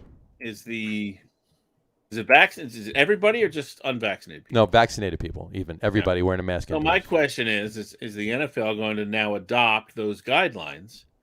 They don't wear. I mean, sports people wearing masks is absolutely ridiculous because every coach that wears it takes it down to yell. I agree, but there are times when they pull it back up, right? Look at the Olympics. Everybody's wearing these really cool, futuristic masks at the Olympics. I don't know, but it's just we're never going to get past this if we don't get. Well, look, we live in America where people are free, and we beat the virus. We all know that. And so we didn't. But how did we beat measles and smallpox? I'm being facetious. He's being facetious. So we don't need to wear a mask anymore. And these are the most privileged people on the planet. That's my point. And so of and course they're play and live by their own rules. And they're role models to a lot of people who have hesitation for legitimate reasons of not getting the vaccine based on history. And I understand all of that. But at some point, you have to stand up and just say, and whatever it takes. I mean, Sarah Huckabee Sanders got it the other day and called it the Trump vaccine. Whatever it takes, do it. There's or else we're never going to get back to a sense. There's no one to stand up to them, though. The league is not going to stand up to it because it's run by a guy who works for the owners. The owners aren't going to stand up to them because they don't want to piss off the players. Yeah. But they don't have to get it. But the poor guy, the guy working the concession stand is going to lose his job unless he's vaxxed and masked. And The only thing that's going to change people's mind is potentially these variants, like we're seeing now. We're going to have a season canceled again. The Delta variant or whatever it is, and the people that are unvaccinated are going to start getting sick. It's already happening. Well, of course it is. Hospitals are filling up, and people are dying. Well, that's why the masking is being recalled. So when this happens to half a dozen NFL players, we're not even at 60% of NFL players with 2 vaccines. We're below 80 with them who have 1. Yeah. I mean, can't they get together and get to the? I mean, I guess they are leading the general population as far as percentage wise, but if it's a matter of availability, then that baffles my mind. But it's not. It's absolutely not. I'm at the point now where I want to go up and ask for a third. Just Well, we're all going to be getting that, by the way. Months, so they're talking about getting that, by the way. 3 to 6 months. We're probably going to have a booster. We're probably just going to. Amazon's probably just going to send it to our house. We're just going to do it weekly. I think the drone's going to shoot you up. When do we drink? Drone comes down, you hold your arm out, and it just lands. There you go, lands and shoots you. Done. Yeah. When do we drink the Negronis? That's what I want to know. I'm just curious. When do we drink Negronis? Whenever you want. You don't remember that, do you? It was an intro. Oh. It was Well, it was part of it was a bit on a show, and then it became an intro. So I said. Pete said we're probably going to have a drink, some drink twice a month, and you said, yeah, it's a Negroni. That's fine. So. You wouldn't notice it. Put the vaccine in it. I'm fine. The vaccine in the Negroni and drink away. There you go. Yeah. I'll. I don't know. 6 a month. I think it's just So anyway, it's infuriating, and it really highlights the difference between us regular folks. Mm-hmm. Although I don't know if there's any, corporations that are mandating the vaccine. I don't. That's a lawsuit that nobody really wants to deal with. Yeah. Well, there's going to be one. Anybody that does mandate it, somebody somewhere is going to wind up filing a lawsuit. How can you do this? And I mean, look. These are These are guys, generally speaking, NFL players are guys with pretty deep pockets. Right. So. No. Well, hopefully, crossing all the fingers and toes and everything else. Hopefully, we can boycott. We can get through this, but we're gonna have a summer of super packed events, and come the winter, we're gonna be back to sitting alone in our house ordering hand sanitizer on Amazon. Exactly. Hopefully, that's not the smart people will do what's right and get the vaccine. The smart people will order the hand sanitizer now. Yeah, and listen, I got probably 3,500 masks in my bathroom closet. No, they're not in that room. No, I got only 200 are in that. There's room. Different kinds of masks in that room. This is the active 400. That's right. There's a different kind of mask. Frankenstein mask, hockey mask, leather mask, with the zipper and a ball gag. Yeah. So. What is the percentage of a transmission decrease if you're wearing a mask with a ball gag? Does that help? Is there a filter in the ball gag?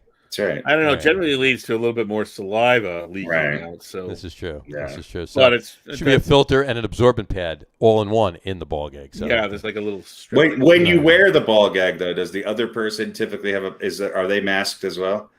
Though they have their own ball gag, and it's the opposite. Hey, you're It's going convex. double ball gag. Yeah. Okay. It's like- Yeah, well, it depends on The day. Right. Yeah, Exactly. it depends on which dominant. Yeah. Yeah, Who's dominant, who's submissive. Exactly. Depends on what gimp you're being paid to be. Yep. Of course. Oh, yeah. There's different levels of gimp. Tune into Radio Pete's OnlyFans page to find out how this To ends. find out We may which do a ball test. gag he'll be wearing tomorrow. We may do a test: ball Yeah. gag versus the surgical mask. There you go. Which one stops more? Which one stops it better? All right. Well, on that note, That could be a folks, segment on the show. I think we should do that. We'll have to work on that. All right. Ball gag and the Gipper. That's what we should have called. Ball gag and the Gipper. All right. All right. Well, we start on a high note and we end on a high note. and we end on a high note. There you go. All right, folks. Well, anything else you guys want to talk about? I don't think so. I think we're good. The Olympics? Well, you want to mention Katie Ledecky. Yeah, good for Katie. She's really good. Well, none of us have a problem with Simone Biles, right? No. no, whatever. I mean, it's her choice. Was she, she doesn't feel like she. What those gymnasts have been through over the course of time. Overall, I mean, any other athlete, it's just insane what they go through. It's crazy. But go ahead. Sorry. No, I was just going to say that she did say in her one interview or conversation or press conference or whatever the hell it was, that she was shaking. She was too nervous. She didn't think she was going to do a good job, and she didn't want to bring down the rest of her team by doing something bad and screwing up. So yeah, it's the same thing Zach Britton feels every time he goes to the mound, but he still goes out there. Still goes out there. Yeah, exactly. Here's the thing I'll say about this, and let me make this clear. I am in no way criticizing her. Okay. Mm-hmm. And this is a hypothetical. And I'm not saying there should be more criticism, but we all know that what these people go through, particularly these young women, what they go through physically and mentally, I mean, it's insane, right? And these are kids, too, who are less equipped than adults to deal with these sort of pressures and stuff. I almost wish that maybe there was more of an outcry about, she quit, she should be tougher, so that maybe even more of what they go through would then be exposed. Right. Because if everybody goes, hey, and it's the right thing to do, to say, give her space. She's, there's nothing wrong with this. This is not something to get upset about. Right. When that's the general attitude, we really don't get sort of that look, you know what I mean, behind the scenes at what are the things that cause her to feel this way. And I think we do need more of that sort of information about what these young women go through. That really needs to be exposed. It does. We all hear the stories, and if you go looking, you can find some pretty horrific accounts, but it's often something that is kind of kept quiet.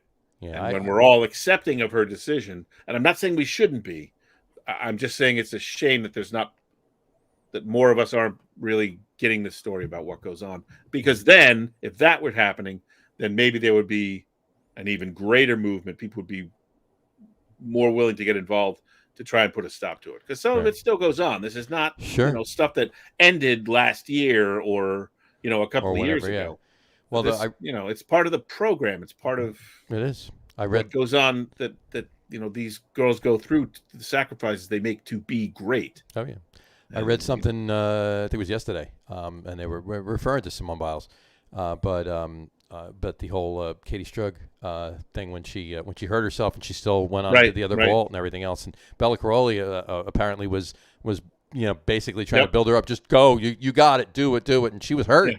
You got to do it. You got to do it. They said also apparently the and it was a great scene and everything else. But as it turns out, they had enough. The U.S. had enough points to win anyway. She could have just walked off, and she didn't need to do it. But yeah, was that right? It was a great moment if you want to look at it like that. But she wound up retiring. Not that she would have. I mean, what career does a gymnast have once they get into their 20s and everything else? But still, she probably could have gone another Olympics after that, and she didn't. So, but I guess that's kind of my point. We don't know the half of what they go through. Sure. Right. I think it goes for a lot of these athletes in sports. Look, the one thing I will say about the Olympics that I've always liked, and I think it's more true now than ever, is it does put the women in the spotlight, I think, ahead of the men. And maybe it's more of a U.S.-based bias, but we're talking about the U.S. women's Olympic gymnast team. We're talking about the U.S. softball team. We're talking about the U.S. women's basketball team and the U.S. women's soccer team and all of the other individual athletes because they're fantastic. They're amazing. Right. I mean, the fact that we had a 38 versus a 36-year-old starting pitching matchup between the U.S. and Japan in softball. I think it was a rematch of a 2008 Olympic game. And, I mean, look, you can be somewhat cynical as a fan of some of these sports and coming from the perspective of being a U.S. citizen. The world is catching up. Having said that, the U.S. still leads in medals. They're right behind Japan in golds. But we're starting to see our dominance in some of our sports, meaning softball, basketball, baseball even. We're starting to see our dominance slip a little bit. And I think we're going to see that play out in different ways. But we'll see. We'll see what happens. The U.S. women's basketball team had their closest game that they've ever had. The U.S. men's team's already lost to France. Mm-hmm. The U.S. softball team lost the gold medal. They got the silver. I don't think there's anything wrong with that. No. But what I'm saying is that I think we're starting to see a shift in a lot of. And look, a lot of these sports start here, and the reason why they're in the Olympics is because of us.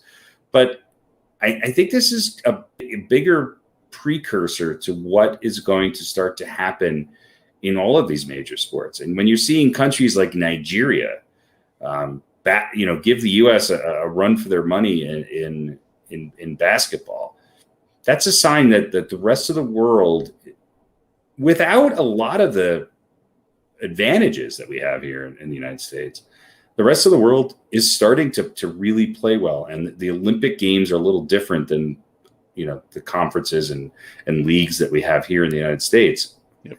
But it's changing. And I think, unfortunately, the circumstances around these Olympics, the time that they're on, kind of knowing the results before you watch it at night, no fans there. I just think for whatever reason, the appeal of them or the sort of fanfare leading up to them has, for me, at least it's been diminished a little bit. Right.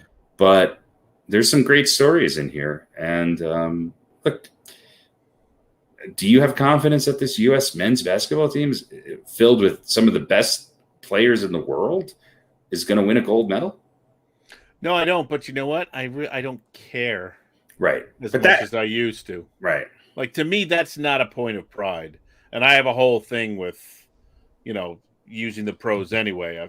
That was a complete turnoff for me. Well, but everybody's using the pros. But I understand, but it didn't used to be that way. But anyway, that's a whole other argument. I mean, you go all the way back to Olympics. You couldn't be a pro athlete to compete. What was it? Why was names escaping me? Back in it was one of the Giants' first players in the 1925 season. Really, John? Doesn't matter. Yeah. Well, he was he was an Olympic athlete, but he was paid to play one game of baseball at some point or whatever. And they Jim Thorpe. Jim Thorpe. Yeah. And they pulled his Olympic medals. For that. No, but I mean, like they used to say, like right, we lost to the Russians in '72. Right, or the Russian hockey team was really these guys are a professional team. Right. They skate all year round. So what? Right. Like they're the ones that are scamming the system. We don't have to be like that. Right. And look, in '72 we were robbed by the refs anyway. But that's always been kind of a turnoff. But I understand that's the way it is. Sure. And I just have one more thing. I don't really care whether the best basketball team wins or loses. I just have one more thing to say about the Olympics, and it's going to be really controversial. Enough with the fucking water polo. Holy shit. Yeah, unless it's a close game. Now, there is a game that needs to be shortened. That is just, I feel like that's a 6-hour match. Play to 5 and be done. It does seem to take a long time. But anyway, congratulations to the U.S. water polo team. Yes, I think won the other day. One final note: the players and teams that are under the what are they calling it? The representing the Russian Olympic Committee. They're not from Russia because they were banned because of the doping scandal. I guess Russia was banned. Right. So now, what sort of bullshit is that? Yeah. Whoever is in charge of the Olympics, grow a fucking pair and tell Russia, "Fuck off! You're cheaters, and you're not coming." Yeah, and while you're at it, get off this antiquated marijuana ban. Get Sha'Carri Richardson back in the Olympics, and maybe pay a little bit more attention to steroids and doping. Yeah, well, you're not going to win skateboarding. You're not going to win snowboarding unless you let the dopers in. Well, I mean, here's this country's not going to win. It's funny anyway, but it's true. Sha'Carri Richardson, is off the team for a positive marijuana, but you got Megan Rapinoe pushing CBD. Right. So I'm not saying either is wrong. I'm saying they're both. It's ridiculous. I mean, if anything, if I'm the other sprinters in a race, thank God she's smoking a little weed. Well, it's not in any way performance enhancing. No, it's and it's not used. It's going to make her sit on the sideline and eat a ring ding. Yes, I mean, wow, they're running. They run really fast. quick because there's a bag of Doritos at the end of the. It's not used during training or anything. It's stupid. Enough of this ridiculous. Russian Olympic Committee representation. Throw them the fuck out. Yeah. All right. There we go. See, we actually had a few minutes on the Olympics. We had a few minutes on the Olympics, absolutely. All right. Well, we're good a well-rounded show. Well-rounded show. All right. Well, on that note, we'll wrap the show up for today. I want to thank everybody for watching. And for those of you just listening to the audio podcast, thanks for listening. Don't forget to visit our website, www.getonwithitpodcast.com. That's getonwithitpodcast.com. And please remember, like us and follow us on all of our social media, Facebook, Twitter, and Instagram. Just search for the Get On With It podcast. And, of course, all of our shows are on YouTube as well on the Logger Room channel. Remember, we go live with the video podcast on both Facebook and YouTube every Wednesday night at 7:30 Eastern Daylight Time right now, Eastern Time regardless. For those of you that just want to listen to the audio podcast, you can do so on Apple Podcasts, Spotify, TuneIn, and Stitcher. And if you haven't done so already, please subscribe to one or more of those feeds, and you will never miss a show. Again, thanks for following along with us. Have a great rest of your week. Watch a lot of sports. Check out the Olympics. Check out all of the baseball games. Not a lot more going on right now. You can check out some NFL training camp footage, obviously, on the channels if you want, but there'll be some preseason games soon.